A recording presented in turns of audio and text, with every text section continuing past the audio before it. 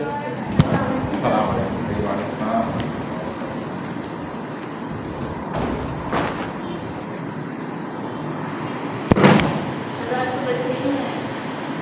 क्यों नहीं आएंगे, सुबह का वक्त है ना, लेट होते हैं, आहिस्ता आहिस्ता आ जाते हैं। कराची वाले सोते भी देर से, उठते भी देर से। फजर में उठना चाहिए।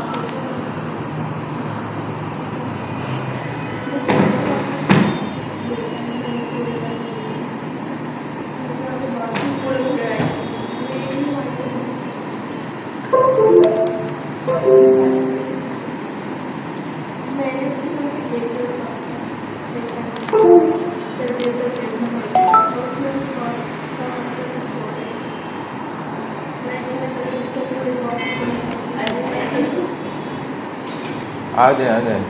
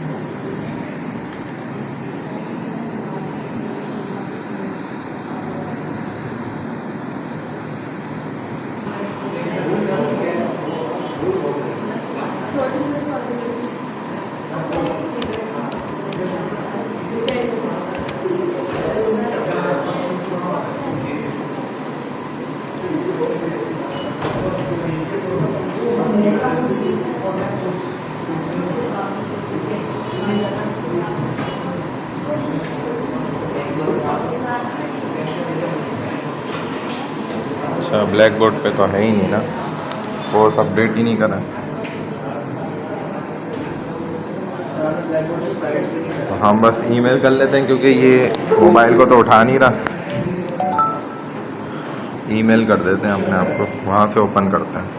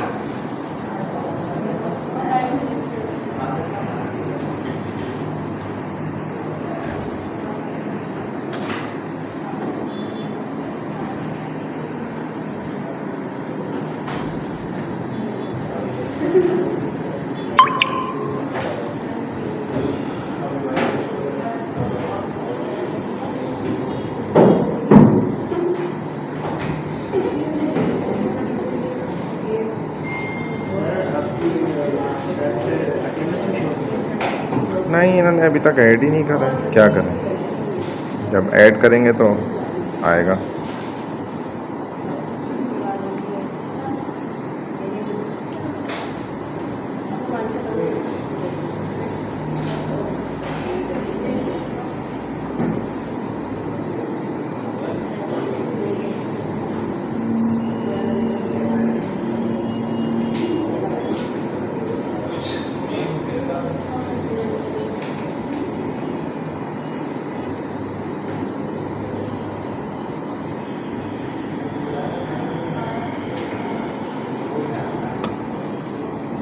आ गई।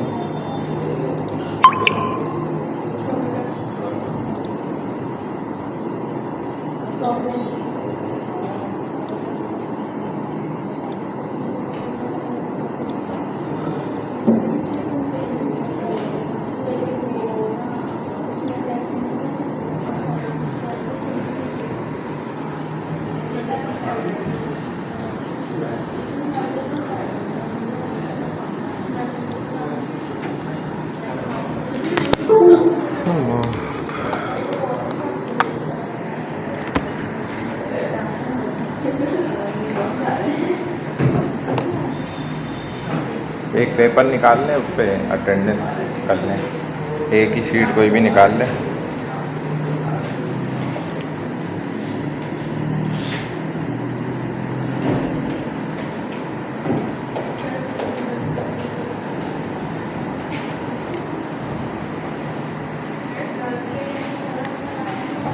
एक ही पेज पे कर लें, कोई मसला नहीं।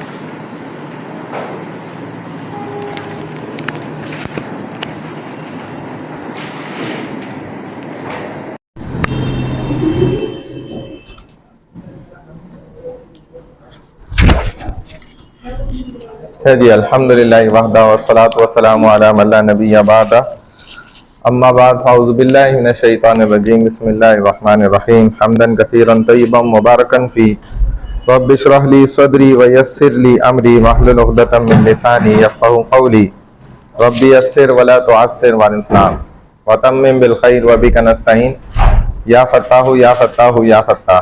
हमारी बात हो रही थी 5 pillars of Islam. First pillar of Islam is Aqidah, meaning Tawheed, oneness of God, Tawheedul Khaliq, Tawheedul Ibadah, Tawheedul Asma wa Sifat। Question answer मैंने आपको बता दिए। सेकेंड सला यानी कि नमाज। जब बंदा अकीदा दुरुस्त कर लेता है और इस्लाम को एक्सेप्ट कर लेता है, उसके बाद सबसे पहला फर्ज जो उसकी तरफ मुतवज्जे है ना, वो क्या है?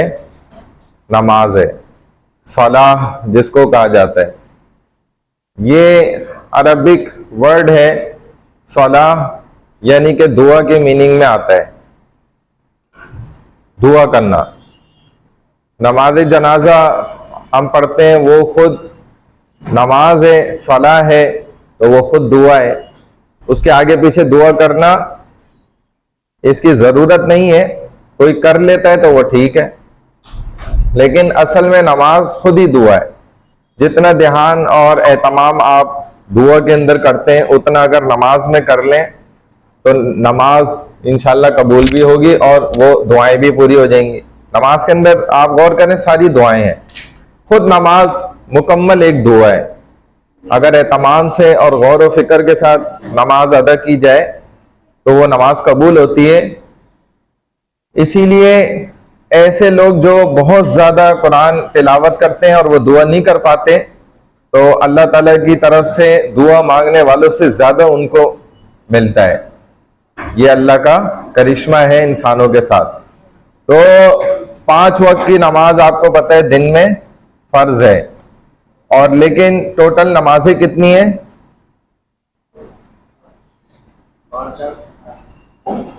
50 तो थी ना, कम होकर कितनी हो गई? 5 तो आपको बचपन से बताई गई है, लेकिन हकीकत में 6 नमाजें हैं। जब आदमी मर जाएगा और उसकी एक दिन की भी अगर नमाजें रह गई तो कितने फिदिये अदा किए जाएंगे? 6। 5 फिदिये अदा नहीं किए जाते। छठी नमाज कौन सी है? जो आप रमजान में भी पढ़ते हैं जमात के साथ, तरावी नहीं है, वो तो 20 रकात है, वो तो सुन्नत है। मैं उस नमाज की बात कर रहा हूं जो फर्ज है। आप वितर जमात के साथ पढ़ते हैं, इसीलिए अल्लाह ताला ने 1 महीना उसको जमात के साथ रखा है। मस्जिद के अंदर आप इमाम के पीछे 3 रकात वितर पढ़ते हैं, और 3 रकात वितर क्या है? वाजिब है। वाजिब अरबी में फर्ज को कहते हैं, यानी कि अरबी में फर्ज को वाजिब कहा जाता है, वाजिब। बात समझ रहे? तो ये जो आदमी अगर 1 दिन की नमाजें नहीं पढ़ सका, वो मर गया। अब वो कितनी नमाजों का फिदिया अदा करता है? बोलो ना भाई। 6 नमाजों का, 5 नमाजों का नहीं। छठी नमाज कौन सी है? 3 रकात वितर। ये फर्ज है, उम्मतियों पर, मुसलमानों पर फर्ज है। इसीलिए याद रखो, आपको पता होना जरूरी है, क्योंकि अब आप बच्चे तो नहीं है, अब आप यूनिवर्सिटी के बच्चे हैं, ठीक है, थोड़े से बड़े हो गए ना, इसलिए। अब मुसलमानों का जिस तरीके से वो खाना खाते हैं ना, तो किसी से पूछते हैं कि अम्मी जी आपकी इजाजत है मैं खाना खा लूं, या डॉक्टर साहब आप मशवरा दें तो मैं आ जाए, दिन में 2 वक्त या 3 वक्त खाना खा लिया करूं। या ये कहते हैं उसको कि डॉक्टर साहब मैं वक्त पे खाना खाता हूं, बिल्कुल कभी भी लेट नहीं करता, किसी को तंग भी नहीं करता, अपनी वालदा को भी, अपने भाई को भी, वालिद को, किसी को तंग नहीं करता, मैं चुप करके जब भूख लगती है खाना खा लेता हूं। ऐसा आप कहते हैं किसी को? कहते हैं? नहीं कहते। तो फिर ऐसा क्यों कहते हैं कि मौलवी साहब मैं 5 वक्त नमाज पढ़ता हूं बिल्कुल, और नमाज में नहीं छोड़ता, मैं कोशिश करता हूं, बस फजर कभी रह जाता। भाई जैसे रूटीन प्रैक्टिस आपका खाना पीना है, उठना बैठना है, चलना फिरना है, इसी तरह रूटीन प्रैक्टिस नमाज है, यानी कि उसमें फजर भी दाखिल है। ये आपकी रूटीन की प्रैक्टिस है, डेली, रोजाना की आपकी। जैसे आप सोते हैं, उठते हैं, जागते हैं, चलते हैं, फिरते हैं, बातचीत करते हैं, खाते पीते हैं, इसी तरह नमाज पढ़ता है मुसलमान। अंग्रेज भी या गैर मुस्लिम भी, जो उसकी अपनी पूजा है, जैसे भी जो अंदाज है, वो उसका रूटीन वर्क है। इसको वो एहसान नहीं जतला सकता, ना वो ये कह सकता है कि भाई ये मैं एक अलग से अपने रब को राजी करने के लिए काम कर रहा हूं। ये अल्लाह ने आपके साथ बचपन से जोड़ी है, मरते दम तक, कि जैसे आप खाते पीते हैं ऐसे ही हम नमाज भी पढ़ते हैं, ये रूटीन वर्क है। अगर आपने फजर की नमाज नहीं पढ़ी है जमात के साथ, तो ये आपकी खता है, गलती है। ये ऐसा है जैसे आप बगैर खाए पिए नाश्ते के यहां आके बैठ गए। और अगर जोहर नहीं पढ़ते तो ऐसा है कि आप बगैर डिनर किए, दोपहर का खाना खाए पिए आप आगे रूटीन वर्क कर रहे हैं। अगर आप असर मगरिब इशा नहीं पढ़ते तो इसका मतलब है बगैर पूरा दिन खाए पिए आप रात का भी लंच और डिनर सब छोड़ छाड़ के आप बगैर खाए पिए सो रहे हैं। अगर कोई भी नमाज आप नहीं पढ़ ले तो ये बड़ी अफसोस की बात है। बहरहाल जैसे हम खाते पीते हैं उसी तरीके से नमाज भी अदा करते हैं। इसके लिए भी आपको किसी से पूछने की कोई जरूरत नहीं है। कभी भी मत पूछें नमाज के लिए किसी से कि मैं नमाज पढ़ने चला जाऊं। हाँ, अगर उस्ताद है, आपका टीचर है सामने, या आपके जो है वो वालदेन है, बड़े हैं, किसी जगह आप खास बैठे हुए, तो उनको बता के चले जाएं। बता के जाना ये अदब है, मैनर्स हैं। लेकिन ये नहीं कहेंगे कि क्या आपकी इजाजत है मैं नमाज पढ़ने चला जाऊं, ये कहना गलत है। बात समझ आ रही है? और अगर आपका उस्ताद आपको नमाज से रोक दे तो वो सीधा काफिर हो जाता है। मैं आपको सच बात बता रहा हूं, कोई सख्त बात नहीं कर रहा, ये इस्लाम है। मैंने इस्लामी प्योर 100% इस्लामी सेंटेंस बोला है। इस्लाम ऐसा कहता है, मैं नहीं कहता। अल्लाह कुरान में कह रहे हैं। या तो अल्लाह को हटा दो साइड पे और अपनी मर्जी जो हम कर रहे हैं वो कर रहे हैं। नहीं समझ आ रही बात? तो अगर नमाज से किसी ने किसी को रोक दिया, वो इस्लाम से खारिज हो जाता है वो शख्स।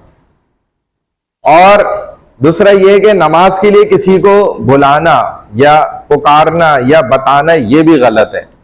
ये आपको शायद इन मसाइल का इल्म नहीं है, लेकिन ये प्योर शरीयत है कि आप नमाज का वक्त हुआ और कह रहे हैं कि यार आ जाओ, जोहर की नमाज का वक्त हो गया, आ जाओ नमाज पढ़ें।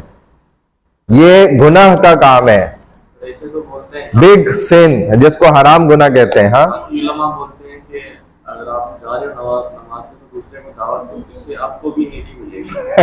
वो वही तो दावत आपने नहीं समझी कि वो दावत क्या है और गुनाह क्यों है। क्योंकि आपको बहुत सी चीजें, देखो जब आप शरीयत पढ़ेंगे उससे, जिसने कुरान हदीस शरीयत को अपने बड़ों से सीखा है, तो फिर आपको बहुत सारी नई चीजें पता चलेंगी इंशाअल्लाह। रसूलुल्लाह सल्लल्लाहु अलैहि वसल्लम ने मना फरमाया, शरीयत मना करती है, फिक़ह मना करता है। देखें, हर चीज के लिए एक कॉल है ना।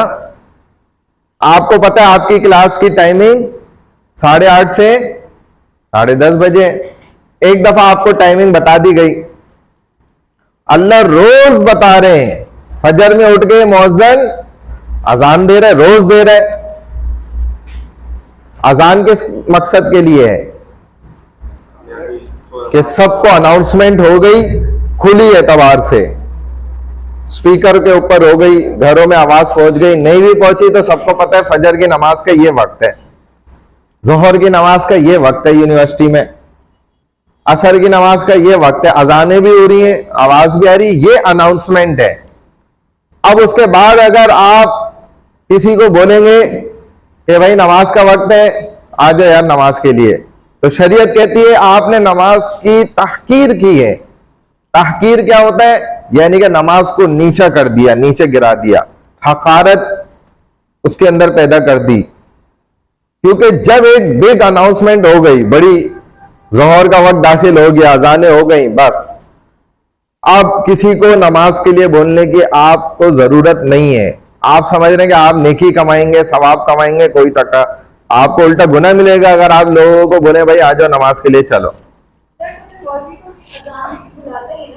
तो वही अल्लाह ने प्रोसीजर, वो पैटर्न रखा ना, अल्लाह ने वो तरीका रखा ना कि ऐसे नमाज की अनाउंसमेंट होगी, जैसे इकरा यूनिवर्सिटी ने रखा। अब उसके बाद आपको हर टीचर या फैकल्टी पकड़ पकड़ के बोले अबे यार तेरी 8:30 बजे क्लास है, आप बोलेंगे भाई एक दफा होता है, तुम हर वीक हर हफ्ते मुझे पकड़ के यही बोलते हो, क्या बात है यार, क्या मसला है? मुझे पता है भाई, परेशान हो जाएंगे ना आप। और इससे यूनिवर्सिटी का जो लेवल है वो भी गिर जाएगा।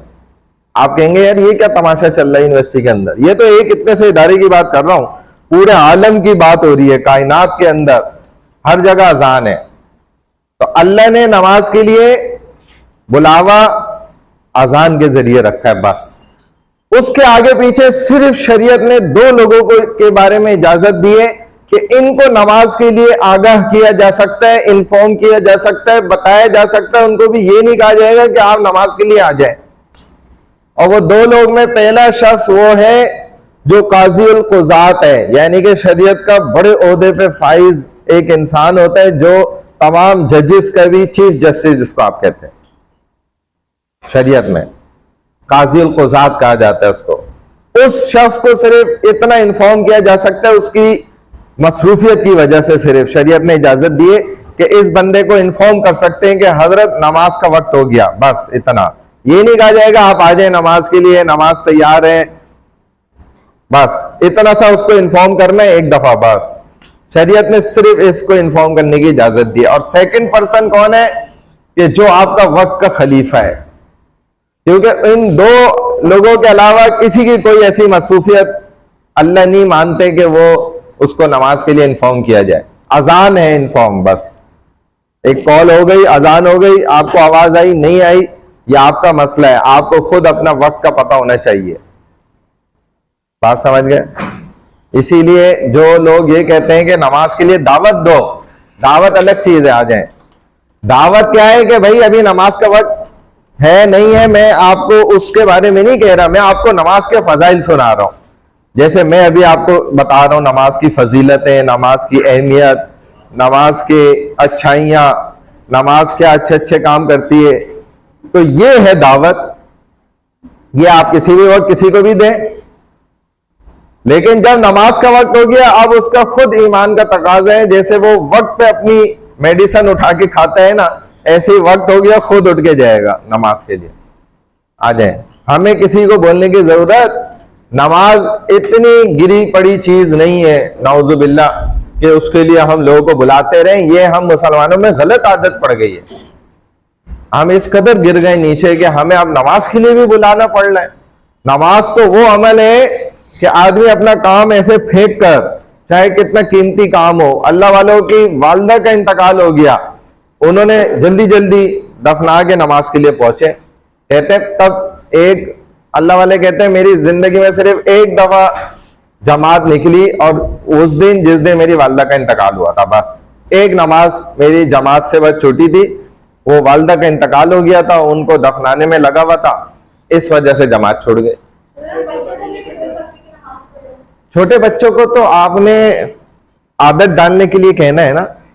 ये हमारी बात हो रही है जो हम अंडर एज नहीं है, हम बड़े हो गए, बालिग हो गए। नहीं देखें, वो बच्चों को तो प्रैक्टिस करानी है, बच्चों पे तो नमाज फर्ज नहीं है ना। ये तो उनकी बात हो रही है जिन पे नमाज फर्ज हो गई है। 11 साल या जब आप बालिग हो गए, आप पे नमाज फर्ज हो चुकी है। जब जो जिस वक्त बालिग हो गया उसको खुद पता है उस पर नमाज फर्ज हो गई, तब से उसकी सारी नमाजें काउंट होंगी। अगर कोई रह गई उसको कज़ा करना है। तो बच्चे तो नाबालिग हैं, उनके ऊपर तो नमाज ही फर्ज नहीं है, तो उसके इंस्ट्रक्शंस कैसे उन पे लागू होंगे? वो भी नहीं फर्ज होंगे उन पर। तो उनको आदत डालने के लिए आप बोल सकते हैं, जाहिर है बच्चे को तो बोल के कराना पड़ेगा, बचपन से आदत डालनी पड़ेगी।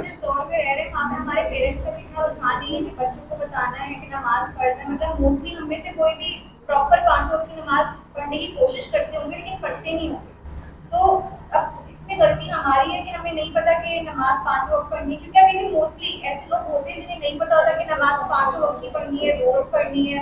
हमारे लिए लगता है शुक्र की नमाज बस पढ़ दे। हाँ, तो ये गलत है ऐसे। तो अगर हम बोलेंगे नहीं तो उन्हें पता कैसे चलेगा? उनको दावत दें, लेकिन ये नहीं नमाज के वक्त में नहीं बोलेंगे भाई उठो नमाज पढ़ो, ये नहीं कहेंगे। ठीक है, दोनों में डिफरेंस है, फर्क है। आप उनको दावत दें, नमाज के फजाइल सुनाएं, नमाज की अच्छी अच्छी बातें बताएं, उनको मोटिवेट करें इस तरफ के वो नमाज पाबंदी से खुद पढ़ें, इतना उनका ईमान पक्का करने की कोशिश करें आप।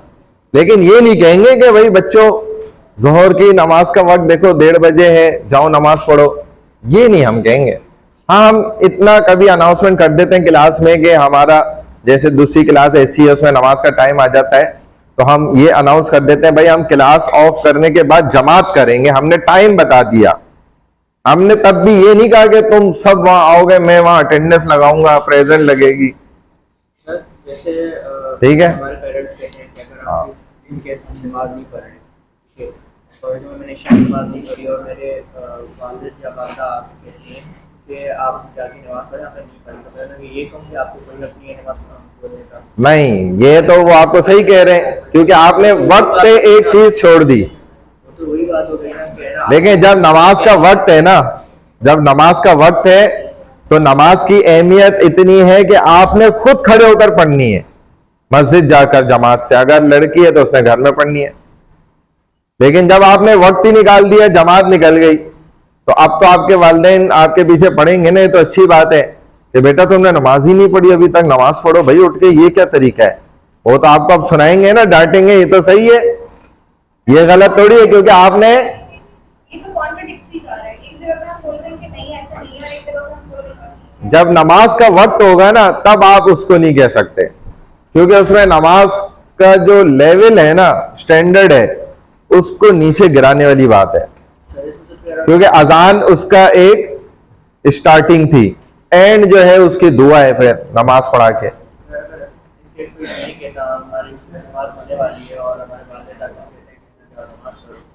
नमाज होने वाली है, हाँ। अगर तो देखें आप नाबालिग हैं, आपको वो आदत डाल रहे हैं तो सही है, लेकिन अगर आप बालिग हो चुके हैं, अब आपको अगर नमाज के वक्त पर वो आगाही के लिए बता रहे हैं तो ठीक है, वरना अगर इसी हुक्म से आपको कह रहे हैं भाई जाओ नमाज पढ़ो, तो ये नमाज की अहमियत को गिराने वाली बात है। इनका मोबाइल आप ले लें, बंद करके दे दो इनको। तो नमाज की अहमियत को गिराने वाली बात है। नमाज इतनी गिरी पड़ी चीज नहीं है। नमाज का आपको खुद मुतय्यन वक्त सब पता होना जरूरी है, आप खुद उठकर पढ़ें। फिर अगर वक्त निकल गया, जमात निकल गई और वक्त ऊपर हो गया, अब आपके वालिदैन कहते हैं तो अच्छी बात है। क्योंकि वो आपको अब कहेंगे कि आपने वक्त ही निकाल दिया, अब आप कज़ा ही करेंगे नमाज। तो नमाज की असल अहमियत क्या है कि आप अजान हो गई, अब उसी वक्त, इसीलिए मर्द जाके मस्जिद में जमात से अदा करेंगे और खवातीन फौरी अजान होते ही नमाज घर में पढ़ लेंगी अव्वल वक्त में। एक लड़की को अजाब कब्र में इस वजह से हो रहा था, उसके जब वालदा को नजर आई ख्वाब में, पूछा तुम्हें, बल्कि पड़ोसन को नजर आई, तो उसने आगे उसकी वालदा से पूछा कि ये लड़की तो आप बताती थी आपकी बेटी नमाज पढ़ती थी, इसको अजाब कैसे हो रहा है? तो उन्होंने कहा नमाज पढ़ती थी जरूर, लेकिन देर से करके पढ़ती थी, इस पे भी अजाब हो रहा है। और जो बिल्कुल ना पढ़े उसका क्या अजाब है? खतरनाक।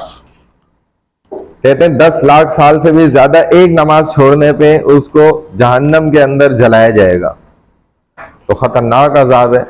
इसीलिए नमाज तो आप कितने ही इंपॉर्टेंट और जरूरी भी काम है ना, आप नमाज नहीं छोड़ें कभी भी, क्योंकि आप आज नमाज छोड़ लें, नमाज आपको कब्र में छोड़ देगी।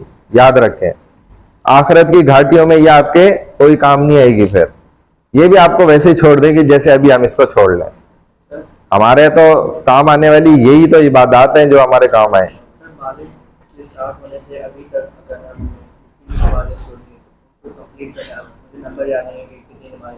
हाँ, उनको अंदाजा लगाना चाहिए। कज़ाए उम्री बालिग होने के बाद एक बंदा बोलता है मैं भाई 10 साल की उम्र में बालिग हुआ, अभी मेरी 20 साल उम्र है, मैंने 10 साल नमाज ही नहीं पढ़ी, तो अब 10 साल की 6 नमाजों को काउंट कर ले, डेली के हिसाब से मल्टीप्लाई करे, अंदाजा लगाए और उस हिसाब से उसकी कज़ा करे। अब देखें, नमाज जो है वो किबला रुख होकर पढ़ना है, और अल्लाह ये फरमाते हैं कि भाई जब तुम्हें किबला ना मिले ढूंढने पर, तो फिर तुम जिस तरफ भी नमाज पढ़ लो। यानी कोई कंडीशन या कोई भी सूरत ऐसी नहीं है जिसमें आप नमाज छोड़ने के हकदार बन जाएं। आप ये कहें कि भाई मेरे कपड़े पाक नहीं है, मैं इसलिए नमाज नहीं पढ़ सकता, ये आप अपने पीछे वाले का मोबाइल ले लें, इनको बोले बंद करके आपको दे दें, बंद करके दे दो आगे वाले को। इसी तरह जुम्मे की नमाज, जैसे इन्होंने भी कहा कि मुसलमान यही समझते हैं शायद वही फर्ज है सिर्फ, हालांकि फजर, जोहर, असर, मगरिब, इशा पूरे हफ्ते जो है ये तमाम नमाजें फर्ज हैं, सिर्फ जुम्मे की नमाज फर्ज नहीं है। बाज लोग यही समझते हैं कि बस जुम्मे की नमाज पढ़ लो तो वो सारी नमाजों का कफारा हो जाएगा, ये गुनाह है। ये समझना भी आपको इस्लाम से निकाल देगा अगर आप वाकई ये समझते हैं, इसलिए कि आपका फिर अकीदा ही गलत हो गया। अकीदा तो हम बता रहे हैं यहां पर आपको सारा।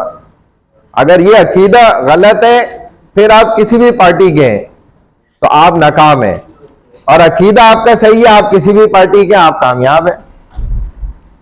तो असल चीज क्या है? इंसान का अकीदा सही होना। इसीलिए नमाजें सब फर्ज हैं, 5 नमाजें फर्ज हैं, और 6ठी वितर है वो भी फर्ज है। अगर आपका अकीदा यही है, फिर आप अगर नहीं पढ़ते सुस्ती में, तो अकीदा आपका ठीक रहेगा। लेकिन आहिस्ता आहिस्ता होता यह है कि शैतान आपको इबादत से दूर करके फिर अकीदा भी आपका खराब कर देता है। आखिर में उसको पता होता है अकीदे पे इसका फैसला होना है, प्रैक्टिस तो मैंने इसको करा दी है गलत काम की, अब इसका अकीदा मैं गलत करा दूं। अकीदा जिस दिन गलत होता है, बस उस दिन इंसान जब मरता है उसके सामने आ जाता है कि वो मुसलमान मरा या काफिर मरा, एक ही है। हाँ, फर्ज को अरबी में वाजिबुन कहते हैं, उर्दू में हम फर्ज को फर्ज कहते हैं ना, अरबी उसको वाजिब कहते हैं। तो वाजिब भी फर्ज है, इसीलिए उसकी अहमियत अपनी जगह। यहीं पर एक 2 लड़के थे, इकरा यूनिवर्सिटी के तो नहीं मैं कहता, वो यहाँ डिफेंस में गुजर रहे थे, जुम्मे की अंदर नमाज हो रही थी, आवाज आ रही थी, खुतबा चल रहा हुआ, तो दोनों को बड़ा शौक चढ़ा यार हम भी नमाज पढ़ें। कभी कभी होता है ना, दिल चाहता है कि यार हम भी पढ़ लें नमाज। ना पढ़ने वालों का कभी कभी ऐसा भी गलती से, तो दोनों ने कहा चलो हम अंदर चलते यार नमाज पढ़ लेते हैं। तो वो अंदर चले गए, उन्होंने नमाज पढ़ी। नमाज पढ़ के बाहर निकले, एक ने दूसरे को कहा यार इमाम साहब ने नमाज ही खराब कर दी सारी। दूसरे ने कहा हाँ बिल्कुल, मेरे पास भी एक पॉइंट है, पहले तू अपना पॉइंट बता। उसने कहा यार देख, मैंने सुना था जोहर की नमाज में 4 रकात होती है, इन्होंने 2 पढ़ाई, उसने कहा बिल्कुल तुमने सही पॉइंट की बात करी। और दूसरे मैं बताता हूं एक पॉइंट ये है, जोहर की नमाज में तो किरत जोर से नहीं करी जाती, इतनी जोर जोर से किरत कर रहे थे, सारी हमारी नमाज का बेड़ा गर्क कर दिया इन्होंने। नहीं समझे? और ये डिफेंस का वाकया है, डिफेंस बिल्कुल करीब है यहां से। वो पहली दफा जुम्मे की नमाज पढ़ने चले गए थे, बस उन्होंने जोहर की नमाज का सुना हुआ था। अब जुम्मे वाले दिन तो जोहर की नमाज नहीं होती ना, पता है ना, आप लोग तो जुम्मा पढ़ते हैं ना माशाल्लाह। तो जुम्मे में तो आपको पता है 2 रकात होती हैं, और वो इमाम साहब को गलत बोल के दोनों चले गए, यार इमाम साहब ने गलत कर दी नमाज। और 4 की जगह 2 होती है, किरत भी जोर से होती है, जहरी तौर पे होती है। हाँ, तो यही होता है फिर, क्योंकि हम बुद्धू लोग हैं, इस्लाम शरीयत के को हमने समझा ही नहीं है, पढ़ा ही नहीं है, तो हम फिर इसको मजाक बना देते हैं, हालांकि हकीकत नहीं है। सलात must always be preceded by ablution, वजू जरूरी होगा। अगर नमाज पढ़ ले हो तो उसके लिए आपका पाक होना भी जरूरी है और वजू करना भी शर्त है। अगर वजू नहीं होगा तो नमाज नहीं होगी। और वजू क्या है भाई? वजू के अंदर कितने फराइज हैं? 4 फर्ज हैं। कौन कौन से फराइज हैं? 4। सबसे पहला, दोनों हाथों को यहां कोनियों तक धोना है, देखो लिखा हुआ भी है, विद एल्बोस। ये जो हमारी कोनी है ना, यहां तक एक एक दफा आपने दोनों हाथों को धो लिया तो ये पहला फर्ज अदा हो गया। सेकंड, आपने अपने पूरे चेहरे को एक दफा धो लिया। रख लो, मैं ले लेता हूं। यानी कि बाल, पेशानी के बालों से थोड़ी के नीचे तक, एक कान की लौ से दूसरे कान की लौ तक, या आपने चेहरा फेस वॉश कर लिया 1 टाइम, एक दफा बस कर लिया तो यह फर्ज अदा हो गया। तीसरे नंबर पे आपने हाथ गीला किया और ऐसे रख दिया या यूं फेर दिया तो आपका तीसरा फर्ज अदा हो गया। बात समझ रहे हैं? यानी चौथाई सर का मसा, जैसे आप यूं एक रखे, इसी के साथ जोड़ के 2, फिर ये 3 और ये 4 में आपका सर पूरा हो जाता है।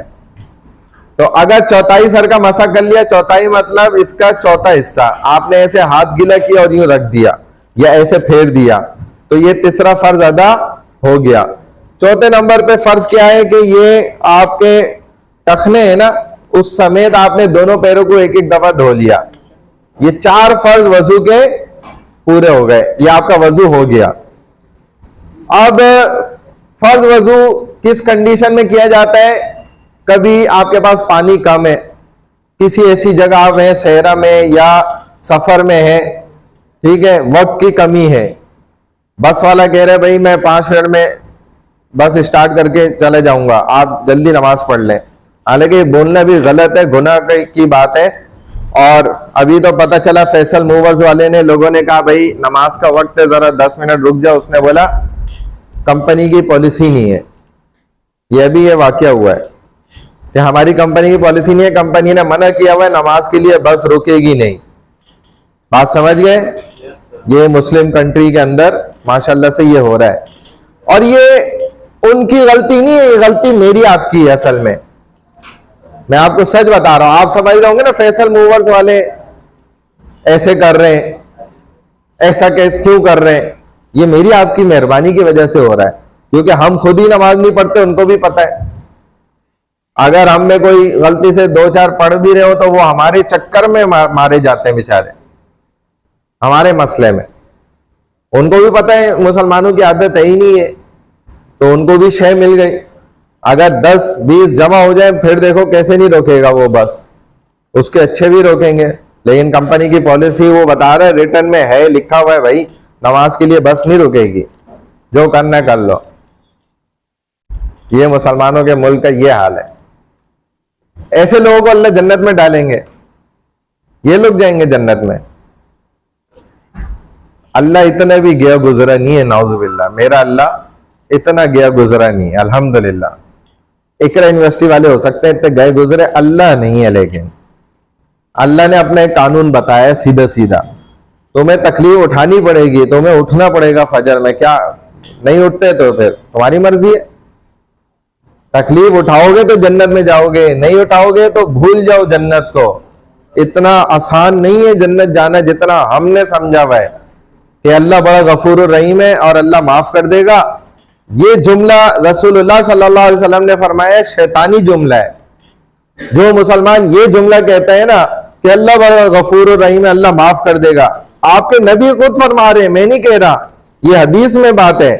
तो आप फरमा रहे हैं कि ये जुमला जो बंदा कहता है, कौन सा सेंटेंस, कि मौलवी साहब अल्लाह बहुत माफ करने वाला है, अल्लाह बड़ा गफूर रहीम है, अल्लाह माफ कर देगा, आपने फरमाया ये शैतानी जुमला कह रहा है, शैतान ने इसको पट्टी पढ़ा दी है बेवकूफ को। यही जुमला कहते कहते और अल्लाह इसको जब जहन्नम में फेंकेगा लाखों करोड़ों अरबों सालों के लिए, तो इसके 14 तबक रोशन हो जाएंगे फिर। लेकिन उस वक्त कोई फायदा नहीं होगा ये सब सोचने का, उस वक्त टाइम निकल चुका होगा। और इंसान ये जुमला अक्सर हमारे मुसलमान ये बोल रहे होते हैं कि यार ये मौलवी साहब ऐसे ही डरा रहे हैं, अल्लाह बहुत माफ करने वाला है, अल्लाह बड़ा गफूर और रहीम है। तो नबी को क्या पड़ी थी कि उन्होंने 1450 साल पहले वही सेंटेंस बता दिया जो अभी आकर इकरा यूनिवर्सिटी के स्टूडेंट्स ने बोलना था, आपने उस वक्त बता दिया। ये हदीस में है ये वर्ड, यही अल्फाज है बिल्कुल जो लोग आज बोलते हैं यार ये हमें डरा रहे हैं मौलवी लोग, हमें बस अपनी मस्तियां करते रहो, अल्लाह माफ कर देगा, कुछ नहीं होता यार, कर ले।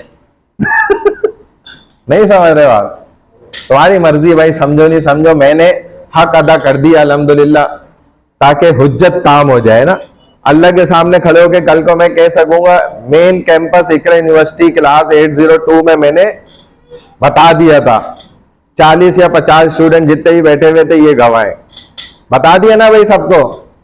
तो ये जुमला आइंदा जिंदगी में किसी को मत कहना कि अल्लाह बड़ा माफ करने वाला है, बड़ा गफूर और रहीम है। अगर ये कहने लगे तो फिर ये भी याद कर लेना कि अल्लाह बड़ा कहार भी है, बहुत सख्त। 70 माओं से अगर ज्यादा मोहब्बत करता है तो 70 माओं से ज्यादा फिर नफरत भी करता है, ये भी याद रखो, उसका उलट सीन। आपने तो अच्छा अच्छा प्यारा प्यारा सुन लिया ना, उलट नहीं सुना है, उन्होंने पूरी बात नहीं बताई आपको।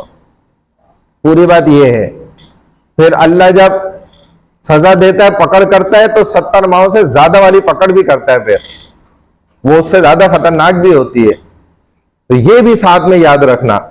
तो इसीलिए जुमला कहने की आइंदा जरूरत नहीं है, आप अपने आप को ठीक करें। अल्लाह खुद कहते हैं मैं अपनी बात से नहीं मुकरूंगा, ला तब्दील लिकलिमातिल्लाह, कुरान में खुद अल्लाह कह रहे हैं मैंने जो अपना कानून बना दिया है उससे मैं नहीं फिरूंगा। अगर मैं अल्लाह होकर अपने कानून से फिर जाऊं तो फिर मुझ में और इंसानों में क्या फर्क रह गया। ये कराची वालों में ये भी यू टर्न ले लेते हैं, मैं भी ले लूं अगर नाउजुबिल्ला। यही तो अल्लाह है कि उसने जैसा आप करेंगे उसके मुताबिक ही आपके साथ फैसला होगा। और जो आप वाकयात सुनते हैं ना कि वो फलानी फाहिशा ने कुत्तिया को पानी पिला दिया और वो कामयाब हो गई, उसकी मगफिरत हो गई, वो फलाने ने जो है एक आलिम दीन ने वो लिख रहे थे कलम से, मक्खी आके बैठ गई और वो स्याही को पीने लग गई, प्यासी थी तो उन्होंने उसको उड़ाया नहीं और वो इस पर उनकी मगफिरत हो गई। तो भाई ये एक्सेप्शनल केसेस हैं, ये अरबों करोड़ों में किसी एक के साथ हो जाते हैं। तो अल्लाह बता देते हैं कि इस तरह उसकी मगफिरत हुई, यानी कि हमें ये पॉइंट भी पसंद है। वरना वो करोड़ों में ऐसा होगा, वो जरूरी नहीं उन करोड़ों में हम ही एक वो होंगे, ये भी जरूरी नहीं है, ये भी याद रखें। बात समझ गए भाई। तो वो किसी किसी के साथ हो जाएगा, बस तो हो जाएगा। हमारे साथ जरूरी नहीं है कि वो हमारे साथ ही होगा कि हम सारी मस्तियां भी करते रहे इकरा यूनिवर्सिटी में और हम जन्नत में भी पहुंच जाए, ऐसा नहीं होता। ये अल्लाह का कानून नहीं है। मैं कौन होता हूं कुछ कहने वाला, मैंने आपको असल तस्वीर सामने कर दी। देखो नमाज के फराइज कितने, 13, हमें लिखे हुए भी हैं सामने, फिर 7 बोल लो, टोटल 13 है। 7 ये के अंदर के हैं, कुछ बाहर के हैं, बल्कि 7 जो है बाहर के हैं और 6 नमाज जब शुरू हो जाती है तो अंदर के हैं। ये क्या होते हैं फराइज जिनके बगैर नमाज होती ही नहीं है, आपको रिपीट करनी पड़ेगी नमाज अगर ये फर्ज रह गया तो। 14 वाजिबात हैं, उनके छूटने पर आप सजदा सहफ कर ले तो नमाज सही हो जाती है। लेकिन 13 फराइज के छूटने पर सजदा सहव भी नहीं किया जाएगा, नमाज दोहराई जाएगी, रिपीट की जाएगी। बात समझ आ रही है? नहीं समझ आ रही? 13 फराइज क्या है भाई? सबसे पहले देख लो, पाकीज़ा होना, जिस्म का पाक होना, कपड़ों का पाक होना, ये जरूरी है, ठीक है। सेकंड नंबर पे कपड़ों का पाक होना। थर्ड नंबर पे सतर का छुपा होना। मर्द का सतर नाफ से लेके घुटने तक, औरत का सर के बाल से लेके पैर के नाखून तक पूरा सतर है। औरत नाम ही इसी बात का है। औरत के मीनिंग्स क्या है? छुपी हुई चीज, समझ गए बात? अच्छा, तहारा ऑफ द प्लेस, जगह का पाक होना। उसके बाद टू फेस द किबला, किबला रुख होना, मुतय्यन होना कि किबला उस जानिब है तो उसी जानिब रुख करके नमाज पढ़ना। तहर्री करना फर्ज है। एक आदमी सहरा में, जंगल में, अब उसको पता नहीं चल रहा किबला किस तरफ है, तो शरीयत ये कहती है कि तहर्री करे, गौर व फिक्र करे, सर्चिंग करे, ढूंढे किबला किस जानिब है। अगर उसको नहीं समझ आता किबला किस तरफ है, सूरज अगर गुरूब हो रहा है, जहां से निकला है उसका उलट देख ले, ज्यादा वहीं पे ही किबला उसी जानिब को है, तो ऐसे किबला मुतय्यन कर ले। कुछ नहीं पता चल रहा, मौसम ऐसा है, सूरज नजर ही नहीं आ रहा, तो फिर अब जिधर इसको लगता है कि शायद इस तरफ है किबला, उस जानिब नमाज पढ़ ले, नमाज सही हो जाएगी। लेकिन एक आदमी ने गौर व फिक्र ही नहीं किया और उसके बगैर कहीं भी नमाज पढ़ ली और गलत पढ़ी, तो उसकी नमाज नहीं होगी, उसको नमाज दोहराना पड़ेगी। बात समझ गए? Performing Salat in their prescribed times, जो मुतय्यन वक्त है, जैसे अभी कोई अगर आज की जोर की नमाज अभी पढ़ ले तो नमाज नहीं होगी, अभी नमाज जोहर का वक्त नहीं है। बात समझ गए? फजर की नमाज पढ़ना चाहे तो फजर की नमाज अदा नहीं होगी, कज़ा कर सकता है क्योंकि वक्त निकल चुका है। बात समझ गए? इसी तरह जब नमाज शुरू कर लेगा तो तकबीर तहरीमा अल्लाहु अकबर कहना यह फर्ज है। अल्लाहु कबीर कह दे तो भी फर्ज अदा हो जाएगा, अकबरुल्लाह कह दे तो भी फर्ज अदा हो जाएगा, नमाज सही हो जाएगी। अल्लाह का बड़ा होना इसने कह दिया किसी भी तरह अरबी के वर्डिंग के अंदर, तो नमाज का फर्ज अदा हो गया। क़याम यानी कि खड़ा होना, खड़े होकर नमाज पढ़ना यह फर्ज है। जो फर्ज नमाजें हैं उनके अंदर खड़े होकर क़याम करना यह फर्ज है। एक आदमी खड़ा हो सकता है, वो बैठकर नमाज पढ़ेगा तो नमाज नहीं होगी। एक आदमी खड़े होकर नमाज पढ़ सकता है, वो अगर बैठकर नमाज पढ़ेगा तो जमीन पे बैठे या कुर्सी पे बैठे उसकी नमाज नहीं होगी, ठीक है। दूसरे नंबर पे एक आदमी खड़े होकर नमाज नहीं पढ़ सकता, यानी कि ऐसे खड़ा नहीं हो सकता, जमीन पे बैठ सकता है, तो वो जमीन पे बैठ के नमाज पढ़ लेगा तो नमाज हो जाएगी, कुर्सी पर बैठकर पढ़ने से नमाज नहीं होगी। इसीलिए जो लोग नमाज खत्म करने के बाद जमीन पे बैठ जाते हैं उनकी नमाज कुर्सी पर नहीं होती। हाँ, अगर उनका ऐसा कोई मसला है कि वो जमीन पे ज्यादा देर नहीं बैठ सकते या एक अंदाज में नहीं बैठ सकते, तो भी वो जमीन पर ही बैठकर नमाज पढ़ेंगे, अपना अंदाज बदलते रहे, कोई मसला नहीं है, पोजीशन चेंज करते रहे, उनकी नमाज जमीन पर ही होगी। सिर्फ और सिर्फ कुर्सी पर वो शख्स नमाज पढ़ सकता है जो ना खड़े होकर नमाज पढ़ सकता है, ना जमीन पे बैठ के नमाज पढ़ सकता है। वो फिर आदमी क्या होगा, या आधा लेट के भी नहीं पढ़ सकता जमीन पे, आधा लेट के भी मस्जिद में नहीं पढ़ सकता, वो फिर कुर्सी पे बैठ के पढ़ लेगा, उसकी नमाज सही होगी। सिर्फ डॉक्टर के कहने से कुर्सी पे नमाज नहीं पढ़ेगा वरना गुनाहगार हो जाएगा। डॉक्टर ने बोला भाई आप कुर्सी पे नमाज पढ़ें, डॉक्टर कौन होता है ये बात बोलने वाला? डॉक्टर को है इस बात की परमिशन कि वो शरई मसाइल लोगों को बताए, बल्कि तो अमल करवा रहा है इस बात की इजाजत, उसको डिग्री मिली है कहीं से, तो वो कौन होता है ये बात कहने वाला? नहीं समझे बात? भाई डॉक्टर का प्रोफेशन ही बिल्कुल अलग है।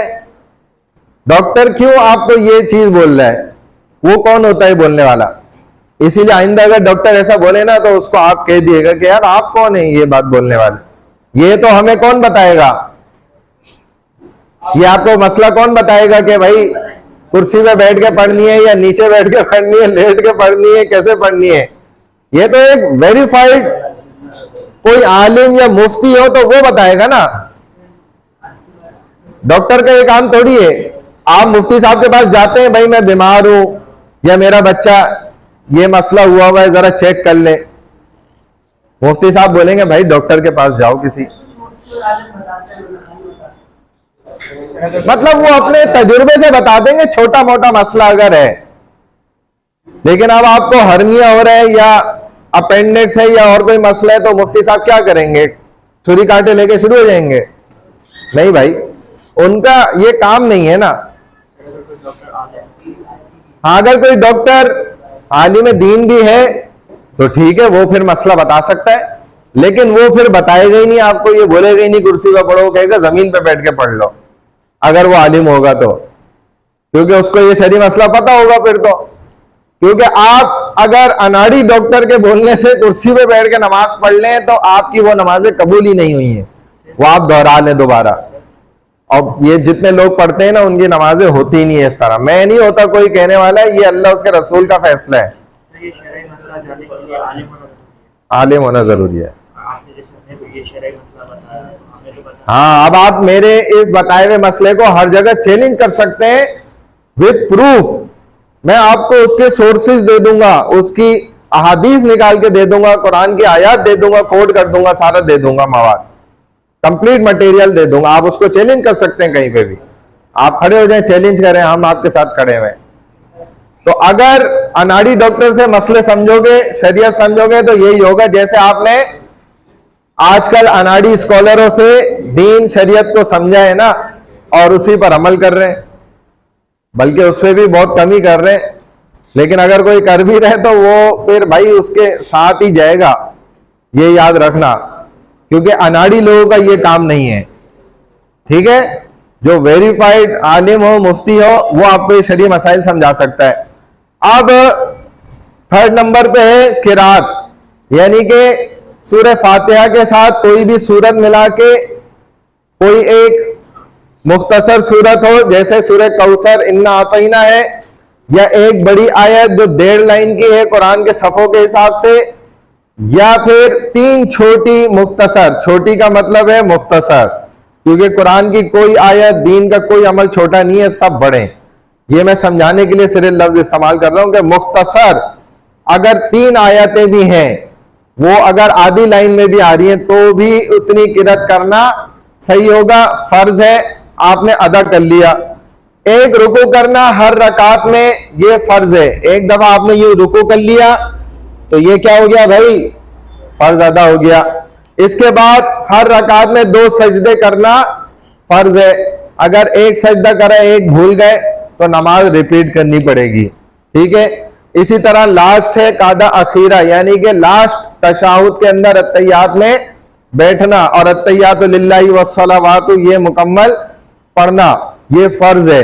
अगर आखिरी अत्तहियात में कोई नहीं बैठा, उठ के चला गया, उसकी नमाज नहीं होगी। ये 14 फराइज आपको समझ आ गए। अगर एक सजदा चला जाता है तो बात दफा काफी उलमा बोलते हैं कि आप एक सलाम करके फिर 2 सजदे करें। वो देखे, मैंने बताई ना बात कि जब वाजिब छूट जाए, जब वाजिबात इसके अलावा 14 हैं, ये तो 13 फराइज है ना, इसके अलावा 14 वाजिबात हैं। अगर वाजिब छूट जाएगा तो आपने आखिर में सलाम फेर के 2 सजदे कर लेने, उसको सजदा सव कहते हैं, उससे नमाज ठीक हो जाती है। लेकिन यहां पर आप सजदा सव नहीं करेंगे, उससे नमाज ठीक नहीं होगी, क्योंकि यहां पर क्या हो गया, फर्ज छूट गया। नमाज के अंदर का 13 फराइज में से एक फर्ज रह गया, तो अब नमाज सजदा सव से ठीक नहीं होगी, बल्कि दोहरानी पड़ेगी। तो फिर ये पूरी कंप्लीट करनी पड़ेगी, पहले फिर रिपीट करनी पड़ेगी। यानी कि इसको आप खत्म कर लें सलाम फेर के, और आप दोबारा शुरू से पढ़ लें। तो अगर 4 रकातें पढ़ लें तो उसकी चाह रहा हूँ कि एक्सटेंड करके पढ़ेंगे फिर दूसरी बार पढ़ेंगे रिपीट करके। नहीं, जहां पर आपको याद आ गया ना कि मैंने एक रकात में एक सजदा किया है, दूसरा भूल गया हूं, तो आप बस सलाम फेरें और दोबारा से नमाज पढ़ लें। जब आप खुद पढ़ लें तब, इमाम के पीछे ऐसा नहीं होता। इमाम चूंकि आलिम होता है, इल्म वाला होता है, इसीलिए उसको इल्म वाला होना जरूरी है। इसमें आगे भी बहुत ज्यादा गहराई वाले मसाइल हैं, वो मैं आपको नहीं बता रहा। मैंने आपको बेसिक मसले बता दिए यहां पर, जितने आप समझ सकते थे। अगर वो इमामत कर रहा है, कोई पढ़ा रहा है नमाज, तो जाहिर है वो आलिम दीन होगा, उसको इसका शरी मसला पता है। अगर उससे एक रकात में दूसरा सजदा रह गया ना, वो भूल गया, उसने एक सजदा कराया, वो वापस तीसरी रकात के लिए मिसाल के तौर पे या चौथी रकात के लिए खड़ा हो गया, वो भूल गया दूसरा सजदा कराना, वो नमाज ठीक कर लेगा, उसका तरीका उसको शरी पता है। वो अगली रकात में जब सजदा करेगा ना उस रकात का, तो ये एक फिकी मसला है, शरी मसला है कि वो उस अगली रकात के सजदे के अंदर पिछली रकात के दूसरे सजदे की भी नियत कर लेगा कि मैं वो सजदा भी इसी सजदे के अंदर कर रहा हूं, और उससे नमाज ठीक हो जाएगी। वो बेटा आपको करने के लिए पूरा फिर शरी मसाइल को समझना पड़ेगा ना। उसने तो 11 साल लगा के समझा है, तभी तो उसको ये बेनिफिट मिल रहा है कि उसके दिमाग में पूरा शरी मसला है। अब इकरा यूनिवर्सिटी ने इतने पैसे नहीं दिए, इतना टाइम नहीं है, वरना मैं वहां तक आपको खींच के लेके जाता। इन सारे मसाइल के अंदर भी मैं आपको गहराई के साथ समझाता। बस जितना समझा दिया तुम्हारी समझ थी उतना समझ लो, बाकी को छोड़ दो। नहीं, इमाम के पीछे सजदा साहब आपका अपना नहीं होगा, इमाम का होगा, इमाम खुद कराएगा। अगर कोई ऐसा मसला हुआ होगा तो वो करा लेगा, इसीलिए वो आलिम दीन होता है, वो शरी मसाइल पूरी जिंदगी पढ़े होते हैं उसने। इमाम साहब ने तो सही पढ़ाया, लेकिन मुझसे कोई गलती हो गई। हाँ, उससे कोई फर्क नहीं पड़ता। आप इमाम के पीछे जितनी भी गलतियां कर लें, लेकिन आपका इमाम वही है, ठीक है ना। तो आपकी गलती काउंट नहीं होगी, इमाम की गलती काउंट होगी। तो जो जैसा इमाम करेगा आपने वैसे ही करना है। हाँ, नमाज कैसे टूट गई?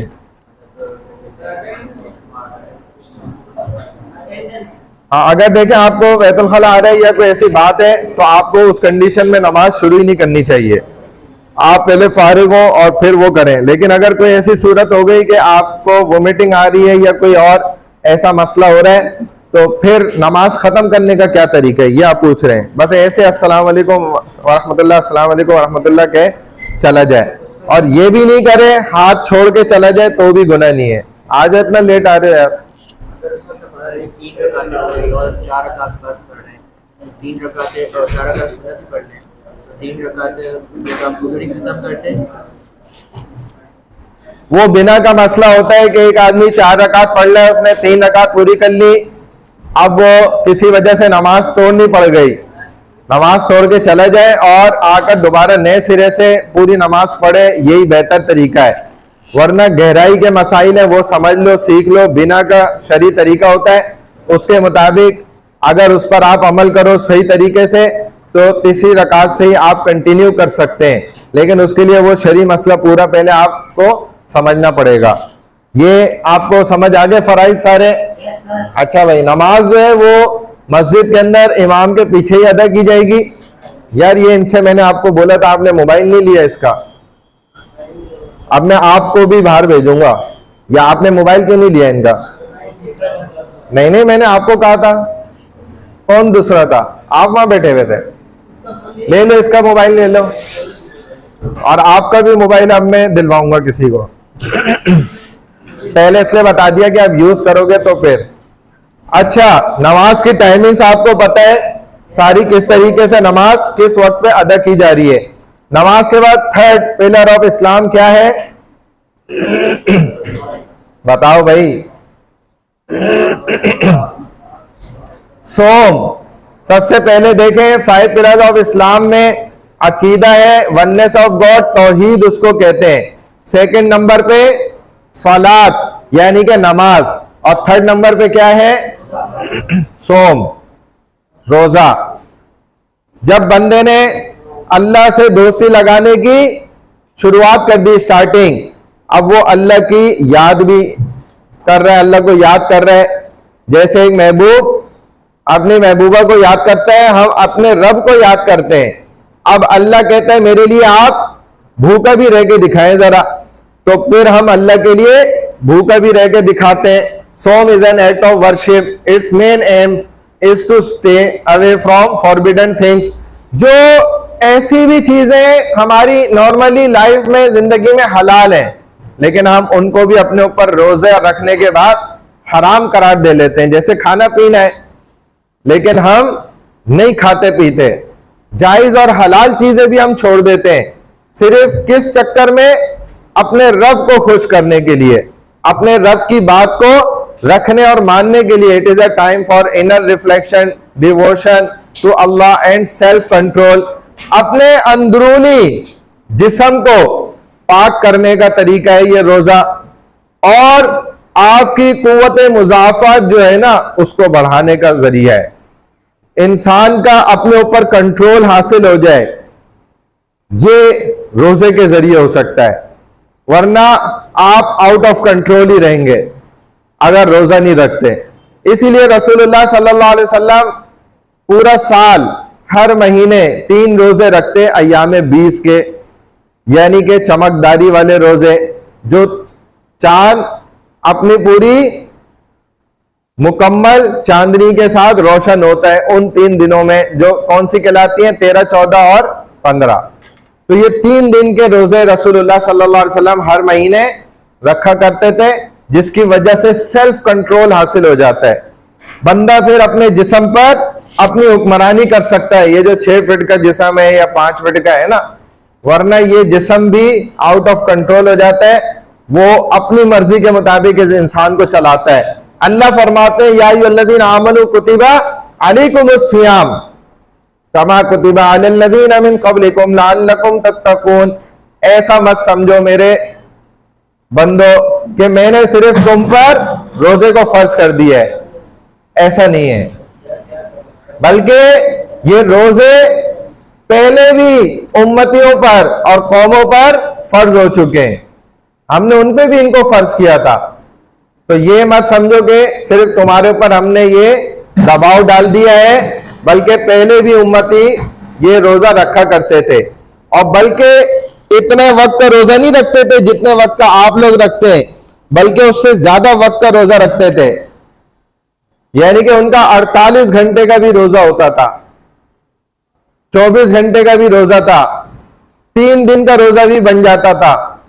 और क्या होता था? 24 घंटे का रोजा है, अभी जैसे खाया पिया रोजा रख लिया, अब पूरे 24 घंटे होने के बाद सिर्फ एक मौका मिलेगा खाने पीने का, यानी कि पिछला रोजा अफ्तार भी करने का और साथ में सहरी भी करने का, एक ही मौका मिलेगा।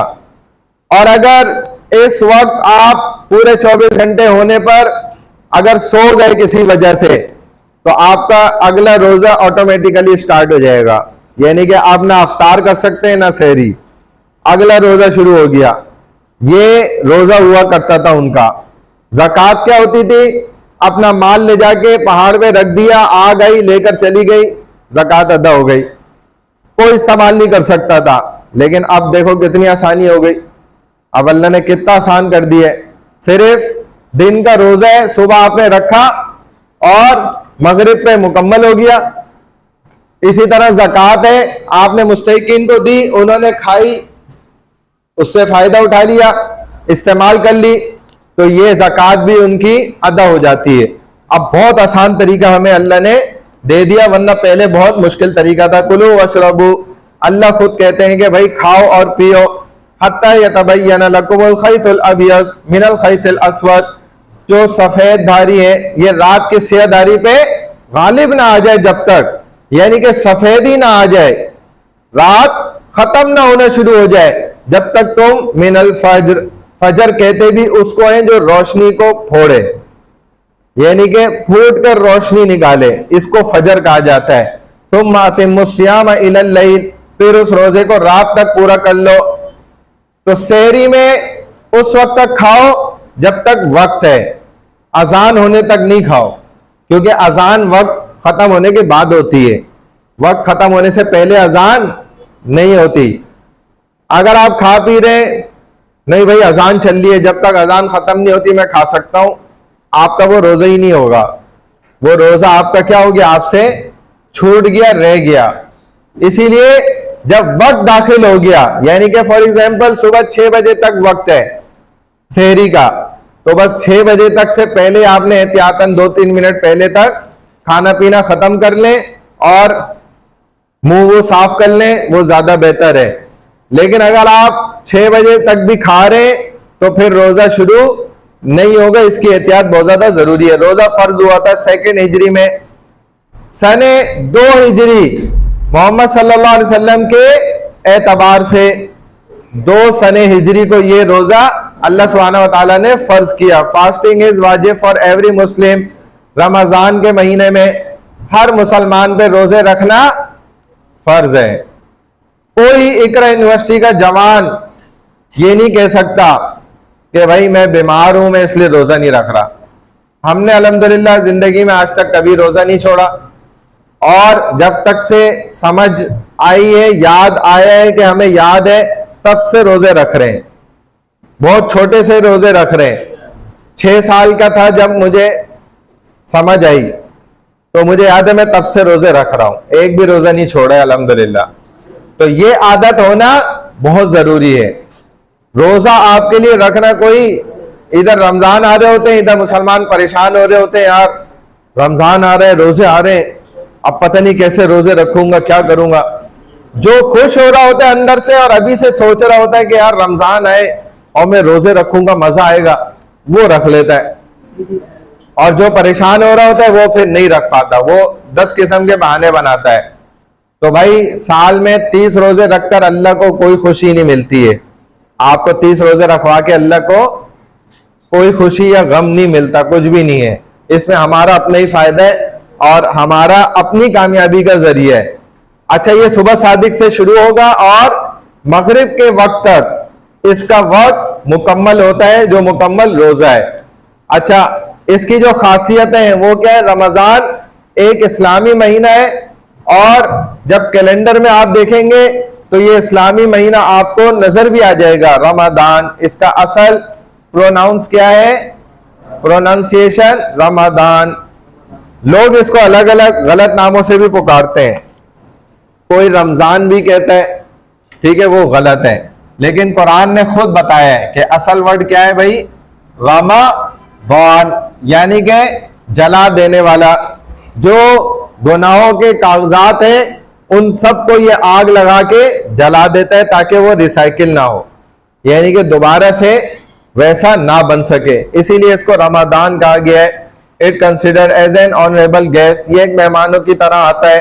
Date brings with it the wide mercy and forgiveness of Allah, गुनाहों को साफ करने और धोने के लिए उसका जरिया है। उसका मोबाइल भी ले लो जल्दी से, शाबाश।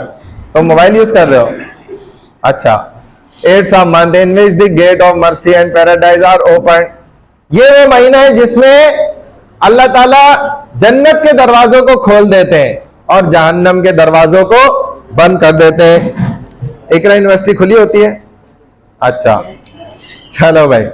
Fast during the month of Ramadan, कदा fast for the month of Ramadan, fast becoming वाजिब ऑन अकाउंट ऑफ कफारा। अब यहां पे देखो, आपको ना 3-4 चीजें समझाएंगे। वो क्या क्या है कि देखो, ये समझो कि रोजा, एक आदमी ने तो रोजा रख लिया ना, ये तो वेल एंड गुड, बड़ा जबरदस्त काम है।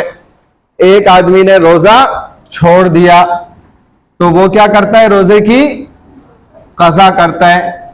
देखो लिखा हुआ है यहां पर, समझ आ रहा है? एक आदमी है, उसने रोजा छोड़ दिया, रखा ही नहीं, तो ये रोजे की कज़ा करेगा। एक वो आदमी है जिसने रोजा रखा और तोड़ दिया,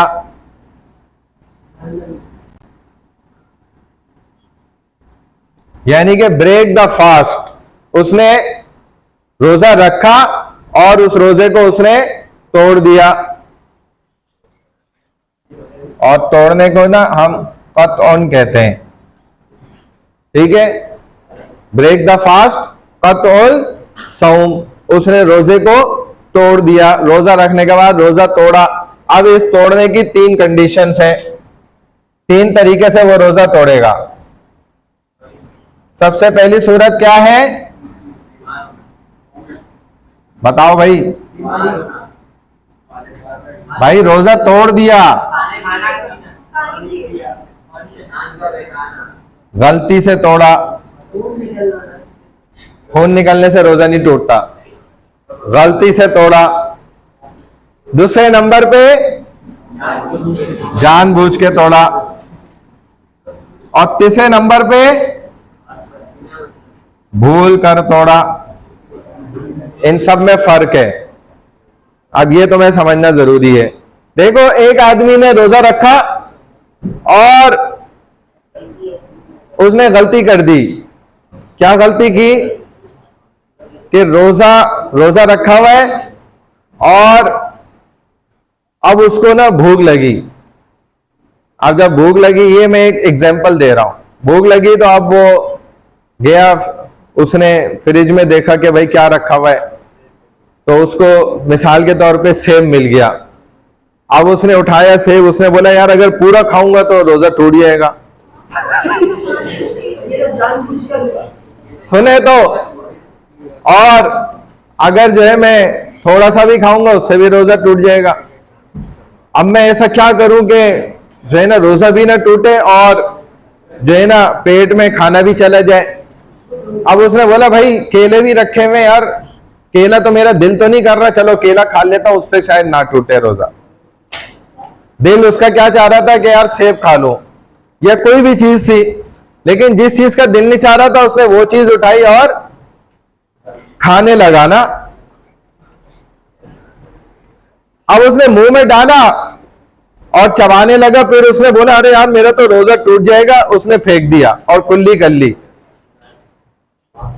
देखो उसने खाया भी कुछ नहीं, ठीक है, लेकिन उसने गलती कर दी। क्या गलती, मिस्टेक क्या करी उसने यहां पे? इरादे से तो नहीं टूटेगा ना, लेकिन उसने मिस्टेक क्या करी यहां पर कि उसने केला मुंह में डाल लिया था। जैसे ही मुंह में डाला, अब उसने कहा नहीं यार ये तो मैं, भले मेरा दिल इसका नहीं कर रहा, लेकिन रोजा तो इससे भी मेरा टूट जाएगा। उसने फौरन फेंक दिया, कुल्ली कर दी, खाया नहीं और पानी से कुल्ली भी कर ली उसने, मुंह साफ हो जाए। लेकिन उसने मिस्टेक क्या कर दी यहां पर कि उसने मुंह के अंदर डाल दिया। उससे क्या होगा, रोजा टूट गया। रोजा टूट गया, उसने खाया भी नहीं लेकिन रोजा उसका टूट गया क्योंकि जायका इधर आ गया। ऐसी बहुत सारी गलतियां हैं। जैसे आदमी को उल्टी आई, जैसे इसने बोला खून निकल गया, उल्टी आई, उससे रोजा नहीं टूटता, लेकिन इसने बोला यार ये तो मुझे वोमिटिंग हो गई, ये तो मेरा खून निकल गया, इसने पानी उठाया पी लिया, क्योंकि यार मेरा रोजा तो ऑलरेडी टूट ही गया था। अब ये भी गलती करी इसने, मिस्टेक कर दी, क्योंकि इसका रोजा हकीकत में नहीं टूटा था। बात समझ आ रही है भाई? एक रोजेदार को वोमिटिंग आ गई या उसका खून निकल गया किसी भी तरह, अब उसने क्या करा, इससे तो उसका रोजा नहीं टूटा था, लेकिन उसको शरई मसला नहीं पता था ना, उन्होंने मेहरबानी करी किसी आलिम से पूछने की, हो सकता है उसने किसी डॉक्टर से पूछ लिया, तो उसने उठा के बोला यार रोजा ऑलरेडी वैसे ही टूट चुका है, तो ठंडा पानी निकाल के फिर इससे पी लिया, खाना वाना खा लिया। तो इसने, इसका रोजा इस खाने पीने और पानी पीने से टूटा है। अब पहले इसका रोजा नहीं टूटा था, तो ये रोजा इसका किस वजह से टूटा है?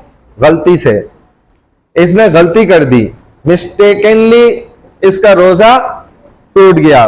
ये समझ आ गई? गलती की मिसाल आसान है। जानबूझकर एक आदमी ने रोजा रखा, वो कह रहा है भाई मुझसे बर्दाश्त ही नहीं हो रहा, उसने पराठा अंडा खा लिया, मैं नहीं रख रहा रोजा, ये जानबूझकर तोड़ा उसने। एक आदमी भूल गया, जैसे उसने सहरी करी, रोजा रखा, सो गया, जब जागा उठा रूटीन वाइज उसने उठकर जो है अपना पूरा नाश्ता कर लिया, और उसको याद ही नहीं है कि उसका रोजा है, और वो नाश्ता करके खा पी के अपने काम पे चला गया। अब उसको बाद में याद आ रहा है कि अरे यार मैंने तो सहरी की थी और फिर मैंने उठकर नाश्ता भी कर लिया, तो ये क्या हुआ, भूल कर उसने खाना पीना किया ना, इससे रोजा नहीं टूटेगा। बात समझ आ रही है? उससे भी नहीं टूटता।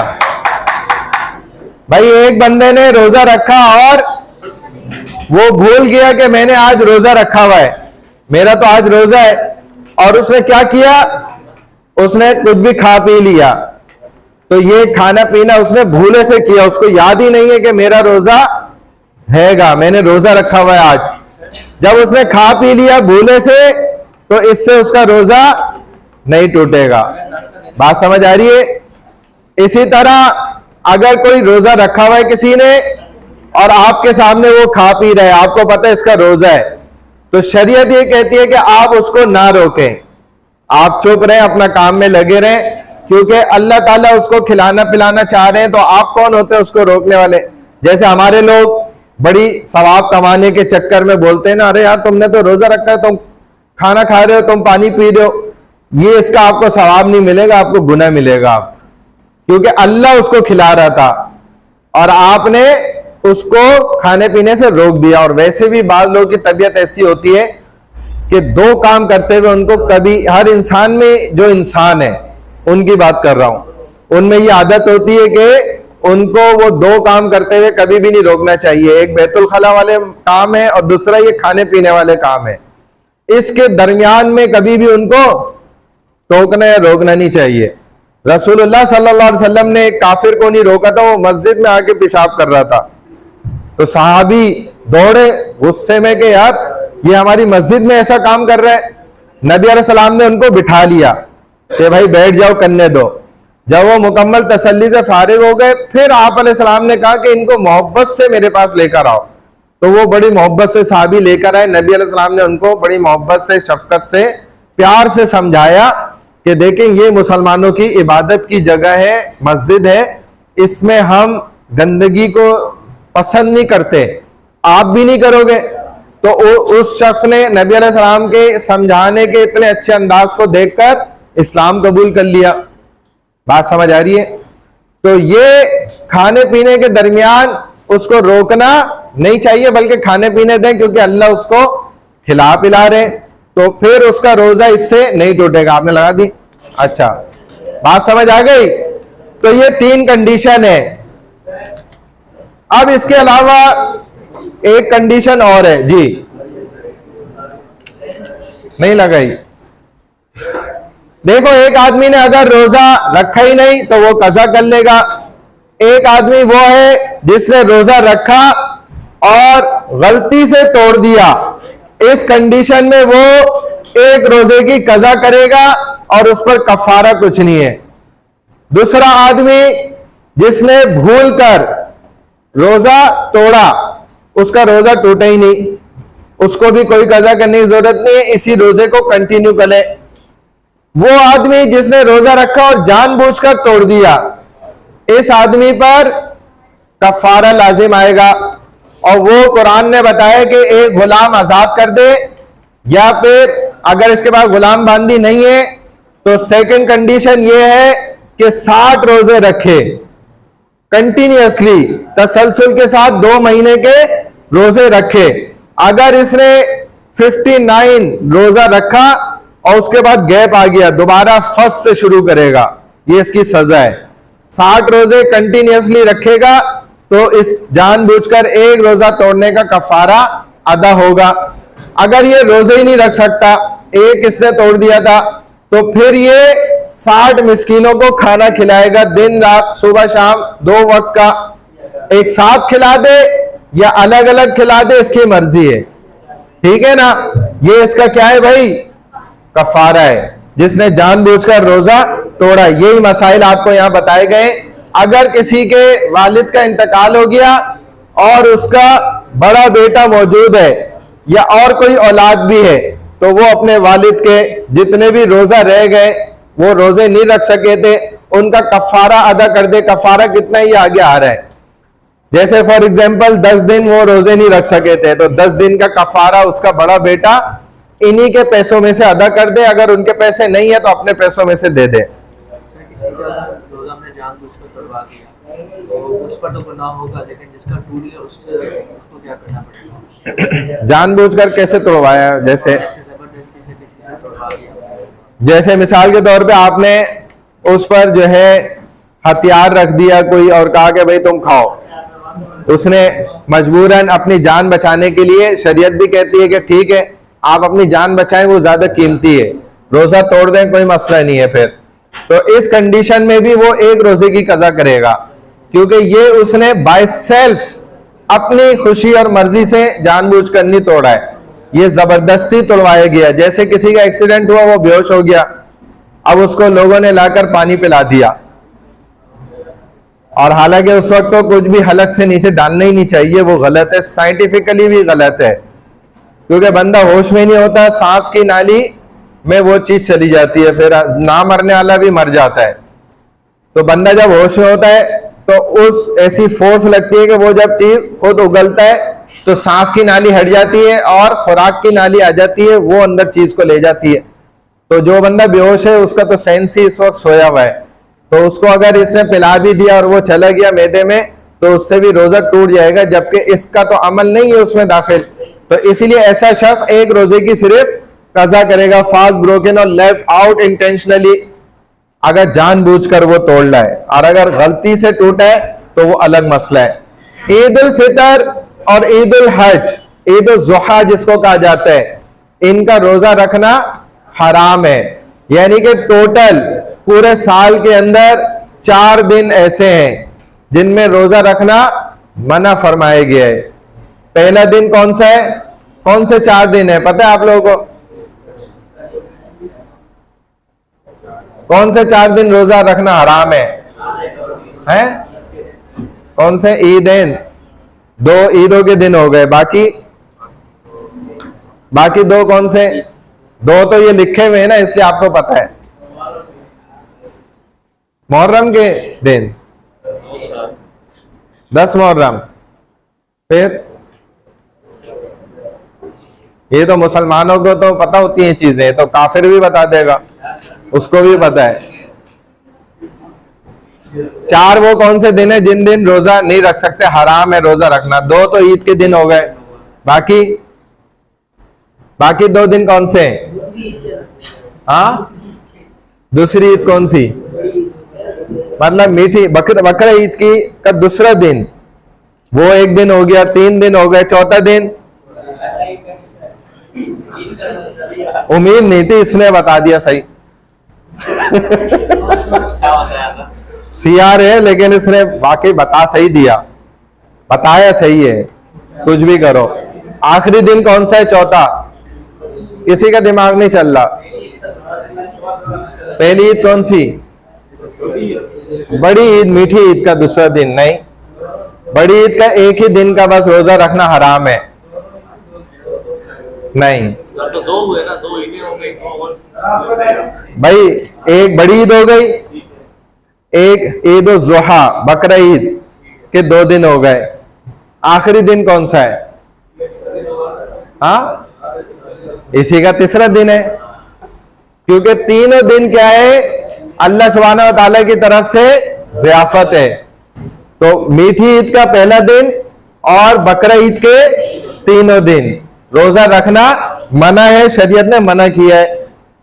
9 ज़िलहज्जा, 1 ज़िलहज्जा से लेके 9 ज़िलहज्जा के रोजे रखना ऐसा है जैसे आपने 9 लैलतुल कदर के रोजे रख लिए। लैलतुल कदर का रोजा तो पता ही नहीं है ना वो रात कौन सी है, लेकिन ये मुतय्यन है।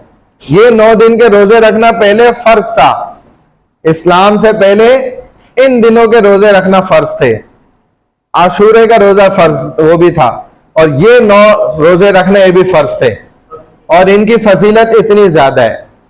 और इसके बारे में ये भी है कि 10 साल के गुनाह की माफी है एक एक रोजा रखने पे, और इसके अलावा भी इसके फजीलतें। 13, 14, 15 का रोजा मैंने आपको बता दिया, जो चांद की तारीखों के नबी अलैहिस्सलाम रखते थे। 9 और 10 मुहर्रम का रोजा रखते थे। आपने देखा यहूदी 10 मुहर्रम का रोजा रख रहे हैं, तो आपने सहाबा से पूछा ये क्यों रोजा रखते हैं? तो नबी अलैहिस्सलाम को सहाबा ने बतलाया कि यहूदी अपने नबी मूसा की खुशी में कि फिरौन से निजात मिली थी 10 मुहर्रम को, तो ये रोजा इसलिए रखते हैं। तो नबी अलैहिस्सलाम ने फरमाया कि मूसा तो मेरे ज्यादा करीबी भाई हैं, क्योंकि मैं भी नबी हूं, वो भी नबी है, मैं रसूल हूं, वो भी है, तो वो तो मेरे ज्यादा क्लोज फ्रेंड है, मेरे करीबी भाई हैं, तो मैं तो बिल्कुल जरूर रोजा रखूंगा, लेकिन यहूदियों की मुखालफत करते हुए 9-10 या 10-11 के 2 रोजे रखूंगा। तो आपने इसी तरह किया, और अगले साल में ऐसे ही रोजे रखूंगा, फिर आप नहीं रहे वो अलग बात है, लेकिन आप बता के चले गए। तो इसीलिए यहूदियों की मुखालफत में आप 2 रोजे रखते थे, 9-10 का रखते थे या 10-11 का। रोजा रखने के लिए जो कंडीशंस है, सैनिटी है, शुड बी अ मुस्लिम है, not in danger of illness है, इसी तरह नॉट अ ट्रेवलर, और नियत मोस्ट इंपॉर्टेंट है, यानी कि बालिग होना फर्ज रोजे के लिए जरूरी है, वरना नाबालिग भी रख ले तो अजर सवाब मिलेगा, लेकिन उस पर वो तमाम कैदे नहीं होंगी जो हमने इतनी सारी पढ़ी हैं, क्योंकि वो उस पर तो रोजा फर्ज ही नहीं है। तो वो प्रैक्टिस के लिए जैसे बच्चे रखते हैं, आधा रोजा रखवा दिया, थोड़ा सा रखवा दिया, थोड़ा ज्यादा रखवा दिया, इस तरीके से, ताकि उनको एक आदत हो जाए रोजा रखने की। हाँ, उसके लिए तो बहरहाल बालिग होना शर्त है, मुसलमान हो और इस्लामिक कवानीन, इस्लामिक लॉज जो है उनको भी मानता हो, उस पर अमल करता हो, तो उस पर रोजा फर्ज है, वरना उस पर रोजा फर्ज नहीं होगा। और उस पर कोई खतरनाक बीमारी ना हो, अगर कोई खतरनाक बीमारी है जिससे भूखा रहने से मर सकता है, इनहेलर लेना जरूरी है, मेडिसिन वक्त पे लेना जरूरी है, तो शरीयत फिर कहती है रोजा इस पर फर्ज नहीं है, रोजा छोड़ सकता है, इसका शरई उज़र है, होगा। अगर वो 2 किस्म का बीमार, 3 किस्म का बीमार होते हैं, वो बात आगे आ रही है, वहां पे मैं बता देता हूं। नॉट अ ट्रेवलर, अगर मुसाफिर है तो शरई उज़र है, शरीयत इजाजत देती है, रोजा छोड़ सकता है। देखिए मोबाइल यूज कर रही है, अगर मुसाफिर है तो रोजा छोड़ सकता है, गुनाहगार नहीं होगा, फिर रोजे की कज़ा कर लेगा। नियत करना अहमियत है इस बात की, नियत क्या है, बस इसने दिल से 30 रोजों की नियत कर ली, भाई मेरी अभी से ही नियत है मैं रमजान में 30 रोजे रखूंगा, बस ये नियत ठीक हो गई। आखिरी रात, चांद रात को उसने नियत कर ली मैं 30 रोजे पूरे रखूंगा, 30 रोजों की नियत हो गई दिल से। और अगर हर रोजा शुरू करने से पहले भी नियत कर ले, अल्लाहुम्मा इन्नी लका सुम्तु व बिका आमनतु व अलैका तवक्कलतु व अला रिज़्क़िका अफ़्तरतु, ये पढ़ते हैं ना, तो तभी तो मैं जानबूझ के पढ़ रहा हूं। और सहरी की क्या है, वबी सौमी वदिन नवैतु मिन शहरी रमजान, ये इसने दुआ पढ़ ली हर रोजे की अलग अलग 30 रोजों की, तो भी ठीक है, या 29 रोजे हैं जितने भी हैं उनकी नियत कर ली, इस तरह भी सही है। नियत दिल की सबसे बेहतर होती है, जबान की नियत इंसान को फंसा देती है, दिल से नियत करना ज्यादा बेहतर और अफजल है कि आप दिल से नियत कर लें, और दिल आपके दिमाग का पूरा साथ देता है, लेकिन जबान आपके दिमाग का पूरा साथ नहीं देती। अगरचे जबान आपके दिमाग से करीब है, दिल दूर है, दूर वाले सुहाने होते हैं और करीब वाले बेगाने होते हैं, यही हकीकत है। तो इसीलिए इंसान दिल में जो होगा वो दिमाग में जरूर चलेगा, और दोनों एक दूसरे का साथ दे रहे होंगे।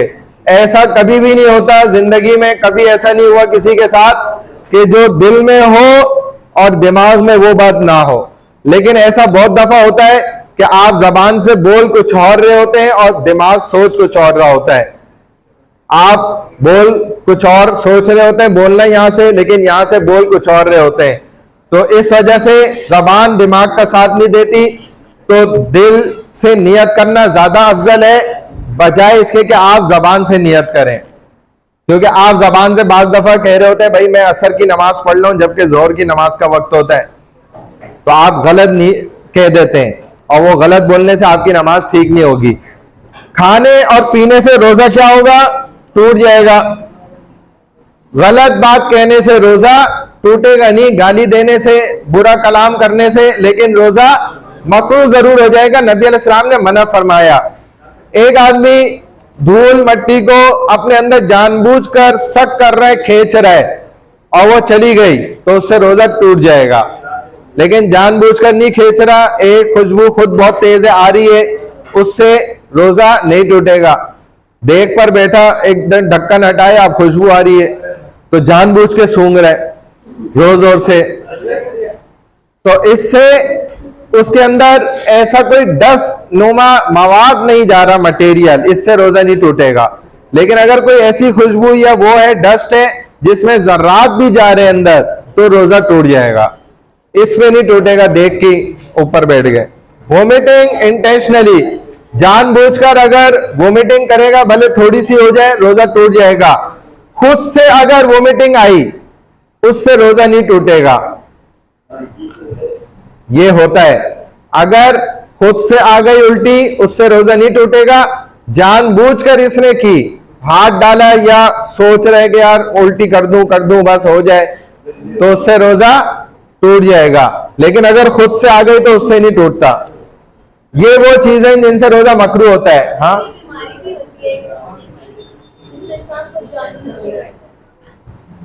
हाँ, उससे टूट जाएगा। क्योंकि देखें, एक आदमी सफर का आदी नहीं है, वो बस में सफर कर रहा है, उसकी तबीयत खराब होगी, मतली हो जाएगी उसको। अब उसका हल तो ये है कि गाड़ी रुकवा के उतर जाए, 10 मिनट बैठ जाए सुकून से, ताकि उसकी तबीयत बहाल हो, फिर सफर शुरू करे। अब लेकिन वो रुकती नहीं है और इसको खुद उल्टी हो जाती है तो रोजा नहीं टूटेगा। लेकिन इसने खुद उल्टी करी जानबूझकर के, यार अच्छा है जल्दी से उल्टी हो जाए तो तबीयत ठीक हो जाएगी, जब इसने जानबूझकर करी तो टूट जाएगा। अगर बीमारी है उसको, उस बीमारी में भी यही होगा कि उसका दिल करेगा मैं उल्टी कर लूं, तो जब उसने अपने इरादे से कर ली तो उससे रोजा टूट जाएगा उसका। हाँ, अगर कोई ऐसी बीमारी है जिससे उसकी तबीयत खराब होने का अंदेशा है तो रोजा ना रखे, ये ज्यादा बेहतर है। लेकिन वाकई वो बीमारी ऐसी हो जिसको जस्टिफाइड एक आलिम मुफ्ती करेगा, आप खुद नहीं करेंगे, ना कोई डॉक्टर तबीब करेगा। वो बीमारी आपकी सुनकर देखकर आलिम मुफ्ती बताएगा कि आपको रोजा छोड़ने की इजाजत है या नहीं है। एक आदमी अगर आई ड्रॉप डाल लेता है इससे रोजा नहीं टूटता। एक आदमी अगर माउथ वॉश कोई ऐसा है जो कि जायके वाला है, टेस्ट है उसके अंदर, उससे अगर माउथ वॉश करता है उससे रोजा टूट जाएगा। लेकिन अगर उसमें कोई जायका नहीं है तो वो पानी की तरह है, उससे कुल्ली करने से रोजा नहीं टूटेगा। इसी तरह मैंने बताया किसी चीज को अंदर सूंघने से या सक करने से अगर उसमें कोई पार्टिकल्स हैं, कोई जर्रात हैं, वो चले गए वाकई तो उससे रोजा टूटेगा। नहीं गए तो रोजा नहीं टूटेगा। जैसे फूल को सूंघ रहे, इतर लगाया, सेंट लगाया, खुशबू है, उसको सूंघ रहे, उससे रोजा नहीं टूटता। इसी तरह टूथपीक वगैरह इस तरह करी के कोई बोटी फंसी हुई थी वो निकल आई, अब उसको चबा के खा गया तो रोजा टूट जाएगा। और अगर बाहर फेंक दिया निकाल के नहीं टूटेगा। खून आ गया, खून चाट लिया, रोजा टूट जाएगा। खून आया, नमाज में था, ऐसे उंगली से हटा दिया उसने तो नहीं टूटेगा, बच जाएगा। जायका इतना आ गया कि अंदर पता चल रहा है कि खून निकल रहा है तो नमाज छोड़ के जाए, कुल्ली करे, अपना रोजा बचाए पहले, फिर नमाज कंटिन्यू करे, वरना रोजा टूट जाएगा। एक आदमी ने खून दे दिया, ठीक है, अपने ड्रिप लगवाई, खून दे दिया भर के किसी को, तो इससे रोजा नहीं टूटेगा। लेकिन इतना शरीयत मना करती है खून ना दे के ये निढाल हो जाए खुद ही, ये गलत है। थोड़ा बहुत दे कि जिसमें इसमें खुद भी ताकत रहे रोजा पूरा करने की। एक आदमी ने टूथपेस्ट किया, पेस्ट के साथ टूथ किया तो ये क्या होगा, रोजा टूट जाएगा। एक आदमी ने एंड टाइम पे टूथपेस्ट दोनों करी और जायका उसके मुंह के अंदर है और रोजे का वक्त दाखिल हो गया, शुरू हो गया, तो रोजा इसका होगा ही नहीं। एक आदमी को टूथपेस्ट इतनी देर पहले करना चाहिए कि मुंह से उसका जायका या ठंडक खत्म हो जाए। अगर उसने एंड वक्त पे किया, जैसे मिसाल के तौर पे 2-3 मिनट रह गए थे, अब गया फौरन पेस्ट लगाई, टूथपेस्ट कर रहा है, अब जायका 2-3 मिनट में थोड़ी चले जाएगा, तो इससे इसका रोजा अल्हम्दुलिल्लाह शुरू ही नहीं होगा, इसका रोजा गया। ये मसला याद रखो, ये अक्सर लोग करते हैं, एतकाफ में भी हम देख रहे होते हैं और घरों के अंदर भी ये हो रहा होता है। इसीलिए उस वक्त आपको फिर खाली टूथ कर लेना चाहिए, खाली बगैर पेस्ट के, और या मिसवाक करें आप। ठीक है, समझ गए शरी मसला। देखो मैंने बताया था 3 किस्म के लोग हैं। एक तो बूढ़ा आदमी है जो क्या है, बहुत ज्यादा ज़ईफ है, कमजोर है। एक बीमार आदमी है और ये मुस्तकिल बीमार है। और एक खातून है जो हामला है। तो अब इन 3 कंडीशन के अंदर देखो, एक आदमी जो बहुत ज्यादा ज़ईफ है, बूढ़ा है, कमजोर हो गया है, अब ये रोजा रखना बर्दाश्त नहीं कर पाता, ये रोजा रख नहीं सकता है क्योंकि कमजोरी बहुत ज्यादा है, भूखा नहीं रह सकता, भूखा रहेगा थोड़ी देर तो ये इसके मरने का डर है, खौफ है। दूसरे नंबर पे एक आदमी ऐसा मर्ज वाला है, बीमार है, जिसके बारे में उलमा इकराम ने भी कह दिया, मुफ्तियान इकराम ने भी कह दिया कि भाई इस आदमी की जो, ये कैसे बैठे हो यार, क्या कर रहे हो, उसको उठाओ, वो पीछे वाले को, जाग जाओ भाई, नींद पूरी हो गई नहीं हो गई। अच्छा, एक वो बंदा है जो बीमार है और उसकी बीमारी ऐसी है कि वो अगर अपनी मेडिसिन या दवा नहीं खाएगा तो उसकी बीमारी बढ़ जाएगी और वो मरने के करीब जा सकता है। इसको कोई आलिम मुफ्ती कह देता है वाकई तुम्हारी बीमारी ऐसी है कि तुम शरई एतबार से शरई उज़र रखते हो, तुम्हारी की बीमारी को देखते हुए, वो इसको डिफाइन कर देते हैं। थर्ड नंबर पे एक खातून ऐसी है जो बच्चे वाली है या उसको दूध पिलाने वाली है, तो इसका भी मामला ऐसा है कि वो कमजोरी की जानिब ज्यादा जा सकती है। लेकिन सहाबा के वक्त में तो बहरहाल अपने वो ऐसी औरतें भी रोजा रख लेती थी और ताकतवर थी माशाल्लाह, दूध पीते बच्चों को भी रोजा रखवाती थी। जो बच्चा अभी 2 साल दूध पीता है ना, उसको भी वो रोजा रखवा देती थी। सुबह सादिक से लेकर उसको भूखा रखती थी मगरिब के वक्त तक, और जब मगरिब का वक्त होता था तब उसको भी अफ्तार करवाती थी, यानी कि दूध पिलाती थी। वो बच्चे भी उनके माशाल्लाह रोजे रखते थे। हमारा तो इंकरा यूनिवर्सिटी का जवान नहीं रख रहा। तो अब ये जो बूढ़ा आदमी है जो शरई उज़र की वजह से रोजा नहीं रख पा रहा, ये क्या करेगा, अपने रोजों का फिदिया अदा करेगा। फिदिया, फिदिया क्या होता है वो मैं बता रहा हूं अभी। हर रोजे के बदले फिदिया देगा एक, और इसी तरह ये बीमार आदमी भी हर रोजे के बदले, जो मुस्तकिल बीमार है, तमाम रोजों के बदले फिदिया देता रहेगा। अगर 29 रोजे हैं तो 29 फिदिया देगा, 30 हुए तो 30 देगा। ऐसी ये खातून अगर ऐसी है तो ये भी क्या करेगी, जब तक बच्चा दूध नहीं पी लेता या बच्चा जन नहीं जाता, वो वक्त गुजर जाता है, तो तब तक के लिए, क्योंकि ये वक्त ऐसा है कि खुदा न खास्ता इसमें मौत भी, उसका बहुत चांस होता है कि मौत भी आ सकती है, तो इसीलिए इसको शरीयत ने इजाजत दी है कि ये इस वक्त तक के लिए फिदिया दे दे। लेकिन जब ये ठीक हो जाए तीनों, मिसाल के तौर पे ये बूढ़ा आदमी ताकतवर हो गया, इसमें जान आ गई और ये अब रोजा रख सकता है, या ये मुस्तकिल बीमार आदमी वो अल्लाह के करिश्मे से तंदुरुस्त हो गया, ठीक हो गया, अब ये रोजा रख सकता है। वो खातून अब बिल्कुल सही हो गई, अब वो रोजा रख सकती है। तो भले इन्होंने फिदिये अदा कर दिए थे, लेकिन अब ये उन रोजों की एक एक करके कज़ा करेंगे तीनों। बात समझ गए? अपनी जिंदगी में अगर ये ठीक हो जाए तो ये रोजे कज़ा करेंगे। फिर यही सारा मसला इस चार्ट के अंदर समझाया तो मैं। हाँ, नहीं, कफारा अलग चीज है, वो एक जुर्माना है।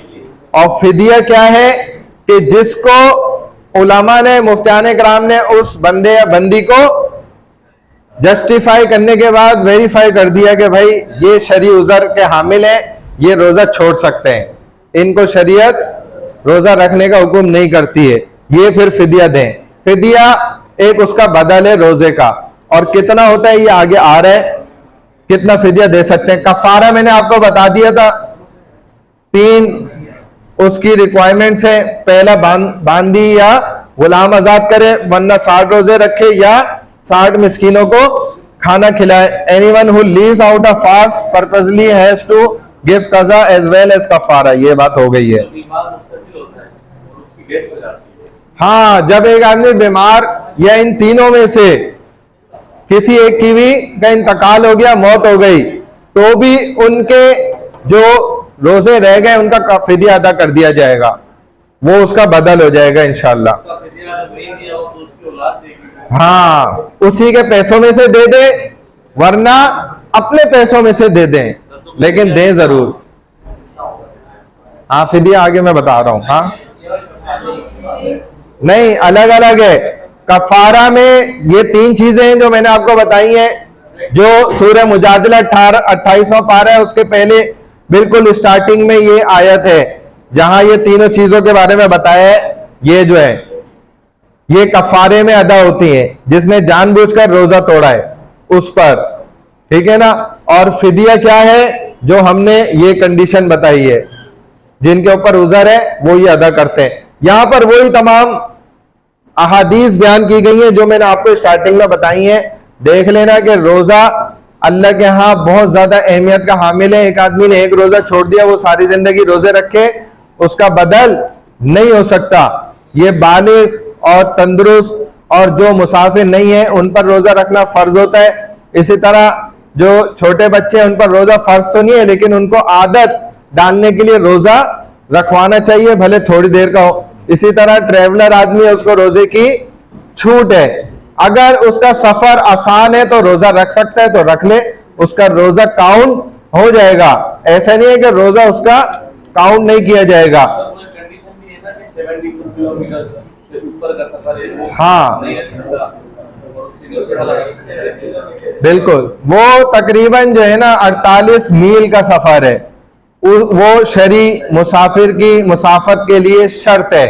अगर इतना उसने सफर किया है तो वो शरान मुसाफिर कहलाएगा, वरना वो मुसाफिर नहीं कहलाएगा। तो ये सारी वही हदीसें हैं जो मैंने आपको शुरू में बता दी हैं। एस्थमा एक आदमी इस्तेमाल करता है, उसको भी शरन इजाजत दी जाती है। मैं आपको ये लास्ट चीज फिदिया बता दूं, उसके बाद ये बात लैलतुल कदर रह गई। देखो, ज़कातुल फितर जो आप देते हैं ना रमजान के एंड पे, वही बिल्कुल सेम फिदिया की रकम भी बनती है, जो कि तकरीबन जो है ना 2.5 सेर गंदुम है। 2.5 सेर गंदुम यूं समझ लो कि तकरीबन 1.25 किलो गंदुम की जो कीमत है ना, प्राइस है आज के वक्त में, वही कीमत सेम ज़कातुल फितर फितराना भी हर साल होती है, और वही कीमत फिदिये के अंदर भी अदा की जाती है। बात समझ गए? 1.25 किलो गंदुम की कीमत जो होती है वो फिदिये की शक्ल में अदा की जाती है। हाँ ना, उसमें और भी 2 प्राइस हैं, एक जिसको आप कहते हैं आला और एक मुतवस्सिता, और तीसरे नंबर पे अदना। तो हमने ये अदना वाली बताई है जो पुअर क्वालिटी है। अगर मीडियम क्वालिटी देखो तो वो फिर तकरीबन 1 किलो जो आला किस्म की खजूर होगी ना, उसकी कीमत बनेगी, और उससे आला क्वालिटी अगर देखो तो वो फिर 1 किलो किशमिश की जो कीमत बनेगी ना, वो होगी। ये तीनों कीमतें बताई जाती हैं हर साल ज़कातुल फितर। हाँ, ये आपके स्टैंडर्ड पर है कि आप उन तीनों में से जो भी देना चाहें। लास्ट चीज जो है वो लैलतुल कदर है। रमजान के महीने में एक रात अल्लाह ने ऐसी रखी है जो 1000 महीनों से ज्यादा अफजल है, जिसका जिक्र अल्लाह ने कुरान में भी किया है, सूरतुल कदर के अंदर है। और वहां पे अल्लाह ने 3 दफा ये लफ्ज फरमाया है, कौन सा? लैलतुल कदरी। और इस लैलतुल कदरी के अंदर कितने वर्ड्स हैं? 1 2 3 4 5 6 7 8 9, और ये वर्ड कितनी दफा आया है? 3 दफा। तो इस तरह भी फुकाहा ने बताया कि 27वीं को ज्यादातर लैलतुल कदर मुमकिन होती है, लेकिन ये किसी भी रात को हो सकती है। बहुत दफा 21 की रात भी बनती है, 22 की, 23 की, 24 की, चाहे वो ताक रात हो या जुफ्त रात हो, कोई भी रात वो बन सकती है। लेकिन हदीस में बताई है कि ताक रात होती है, लेकिन चूंकि हम सही तौर पे मुतय्यन नहीं कर पाते चांद सही किस तारीख को निकला है, तो उसकी वजह से वो जुफ्त रात में ऑड नंबर में भी जा सकती है। बात समझ आ रही है? इसीलिए आखिरी अशरे में और नंबर पूरे 10 दिन, इसीलिए आखिरी अशरे का आखिर में नबी अलैहिस्सलाम ने जिंदगी के एतकाफ फरमाया, वरना पूरे रमजान का एतकाफ किया करते थे आप, पूरे 30 दिन का। आपको लैलतुल कदर की रात बता दी गई थी, दो मुसलमान साहबी आपस में लड़ रहे थे, झगड़ा कर रहे थे, आप उनका झगड़ा निपटाने में, सुलह करने में लग गए, उसमें आपके जहन से निकल गई कि लैलतुल कदर की रात कौन सी थी। नबी होकर भी देखो तो अल्लाह ने दिखाई है बहुत चीजें कि देखो ऐसा होता है, हमारा बंदा है। लेकिन अब नबी अलैहिस्सलाम पूरा महीना, पूरा रमजान जो है वो लैलतुल कदर की तलाश में एतकाफ किया करते थे। आखिरी मसला ये है कि चांद का देखना, ये हमारे मुल्क में बड़ा जो है ना तमाशा बन जाता है, आप लोगों को पता है, और ये कोई भी इसके अंदर मसले की बात नहीं है। अगर फैसला करने वाले उलमा इकराम है, मुफ्तियान उज़्ज़ाम है, तो बस उनका फैसला माना जाएगा। अगर उन्होंने गलत भी फैसला किया है तो सारी कौम गुनाहगार नहीं होगी, ना वो खुद गुनाहगार होंगे। जबकि गलत भी फैसला अगर किया है, मिस्टेक भी कर दी, एक दिन कम कर दिया या ज्यादा भी कर दिया, क्योंकि भाई विटनेसेस जो रखे हैं ना अल्लाह ताला ने कुरान में जो बताएं कि इस मामले के लिए गवाहों की गवाही मानी जाएगी, तो वो जो विटनेसेस गवाही दे रहे हैं ना, उन्होंने जरूर चांद देखा होगा तो वो गवाही दे रहे हैं आकर, और अगर नहीं देखा होगा तो वो गवाही क्यों देंगे। और ये जरूरी है कि 1 लाख लोगों में से 1-2 को नजर आ जाए, वो ऐसी डायरेक्शन में खड़े हुए थे उनको दिख गया और बाकियों को नहीं दिखा, ये हो सकता है, मुमकिन है।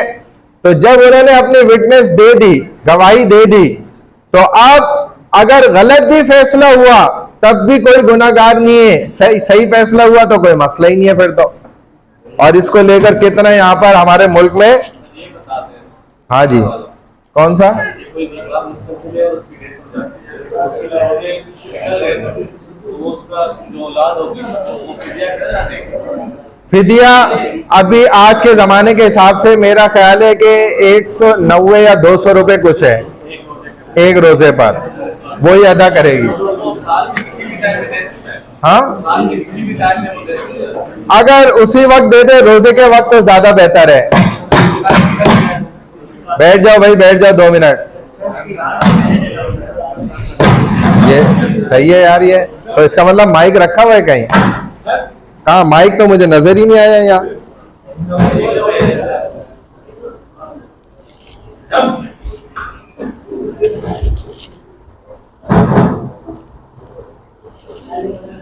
इधर आओ यार सीआर भाई, ये तुम देखो जरा माइक किधर है, ये देखो आवाज तो आ रही है। किसको? कौन सा डब्बा है? देखो यार माइक तो मुझे कभी भी नजर ही नहीं आया यहाँ पर, इसमें कहाँ है? हाँ है ना, कहीं माइक तो है। अच्छा भाई, करना ये है अभी आपने कि स्टूडेंट्स अपने ग्रुप बनाएंगे, जो स्ट्रेंथ है ना इसके हिसाब से 5-5 स्टूडेंट के ग्रुप बनेंगे, आप अपनी मर्जी से बना लें। अभी प्रेजेंटेशन के लिए ग्रुप बना लें, प्रेजेंटेशन के लिए इस्लामिक स्टडीज की प्रेजेंटेशन फिजिकली यहाँ पर होगी। नेक्स्ट वीक से स्टार्ट करेंगे। टॉपिक्स मैं दूंगा आपको आपके व्हाट्सएप ग्रुप पर। अभी आपने ये काम करना है अपनी मर्जी से, लड़के अपना ग्रुप बना लें, लड़की अपना ग्रुप खुद बना लें, अपनी मर्जी से बनाएं, ठीक है? आपके पास 5 मिनट है, बना लें। अभी कहाँ है माइक? ये तो अबे मेरा अपने, ये तो मेरी अपनी डिवाइस है। माइक किधर छुपाया है? वो नहीं मिल रहा, इसके अंदर छुपाया किधर है इन्होंने? या ये माइक नहीं है, ये वैसी किसी डिवाइस को टकरा रहा है तो, लेकिन इधर हमें तो मिला नहीं यार कभी भी। चलो खैर है, पूरा करके आ जाओ। जाए जाए ग्रुप, लेकिन ग्रुप में नाम ऐड करा लिएगा लाजमी आज ही। ग्रुप बना लें अपना। बना लिया। अच्छा भाई व्हाट्सएप ग्रुप ऑन कर दें तो ये मैसेज कर देते हैं।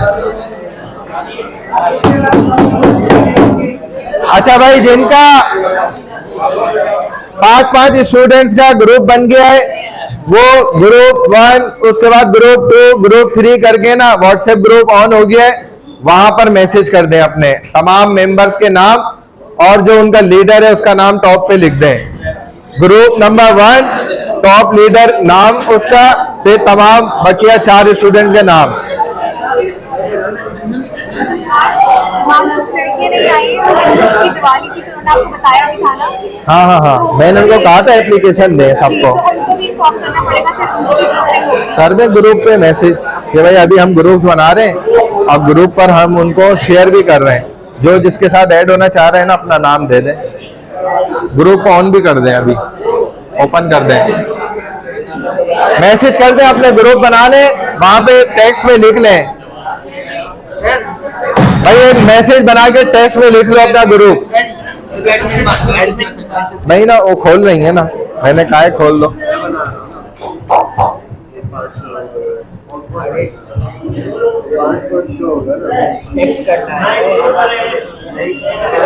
टेक्स्ट करना है ना,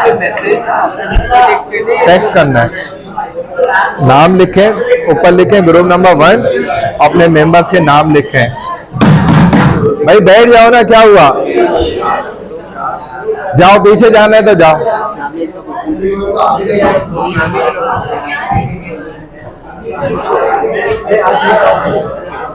हाँ जी,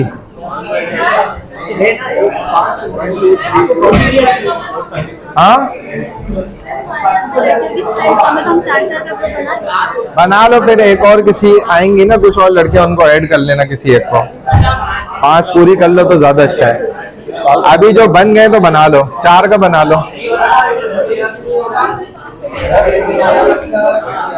हाँ जी, हाँ बोलो। बना ले।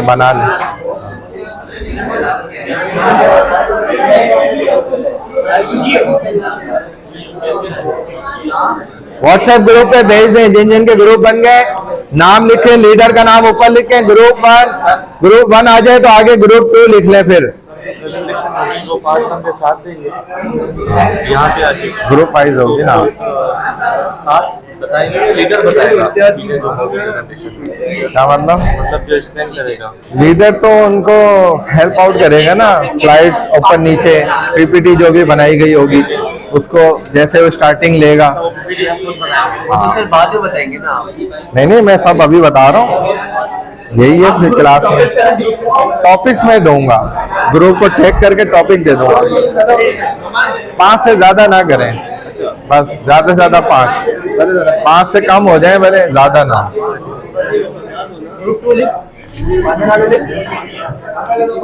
भाई जो ग्रुप बनाएंगे ना, पीपीटी आप खुद बनाएंगे, खुद आपने मिलकर पीपीटी तैयार करनी है।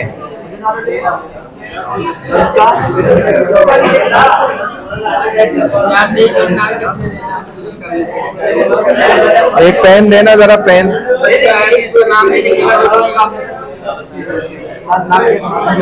दो, पेन।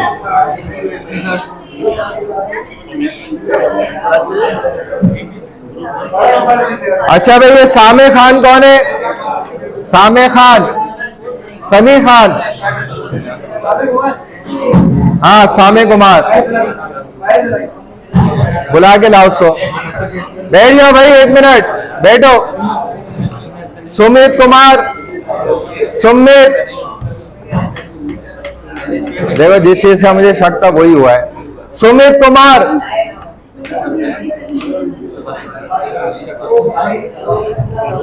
मोहम्मद हारिस, नौमान अली, जैनब फैसल, उमैमा रिजवान, आयशा नूर काशिफ, दुआ आयशा, ये क्या कशिश बड़ा अमीर, अच्छा।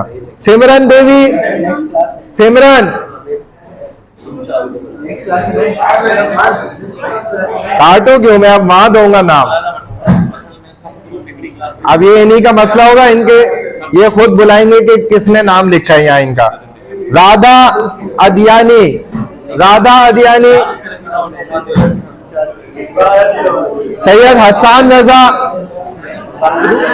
मोहम्मद जुनेद, जावेद बाजिंग बानिस, जावेद बानिस, ये कौन है? जवाद, जवाद, जवाद, जुहैब जुल्फिकार, मोहम्मद गाजी रजा, दीबाद मुजाहिद, सैयद शामिर अनवर, मुजम्मिल खान, मुजम्मिल खान, शावेज शरीफ, शावेज, मुस्तफा महमूद जावेद, रामिज सुहेल, तौसीफ, सुनीत कुमार, कैलाश कुमार, कैलाश, अनस आरिफ रियाज, कौन है?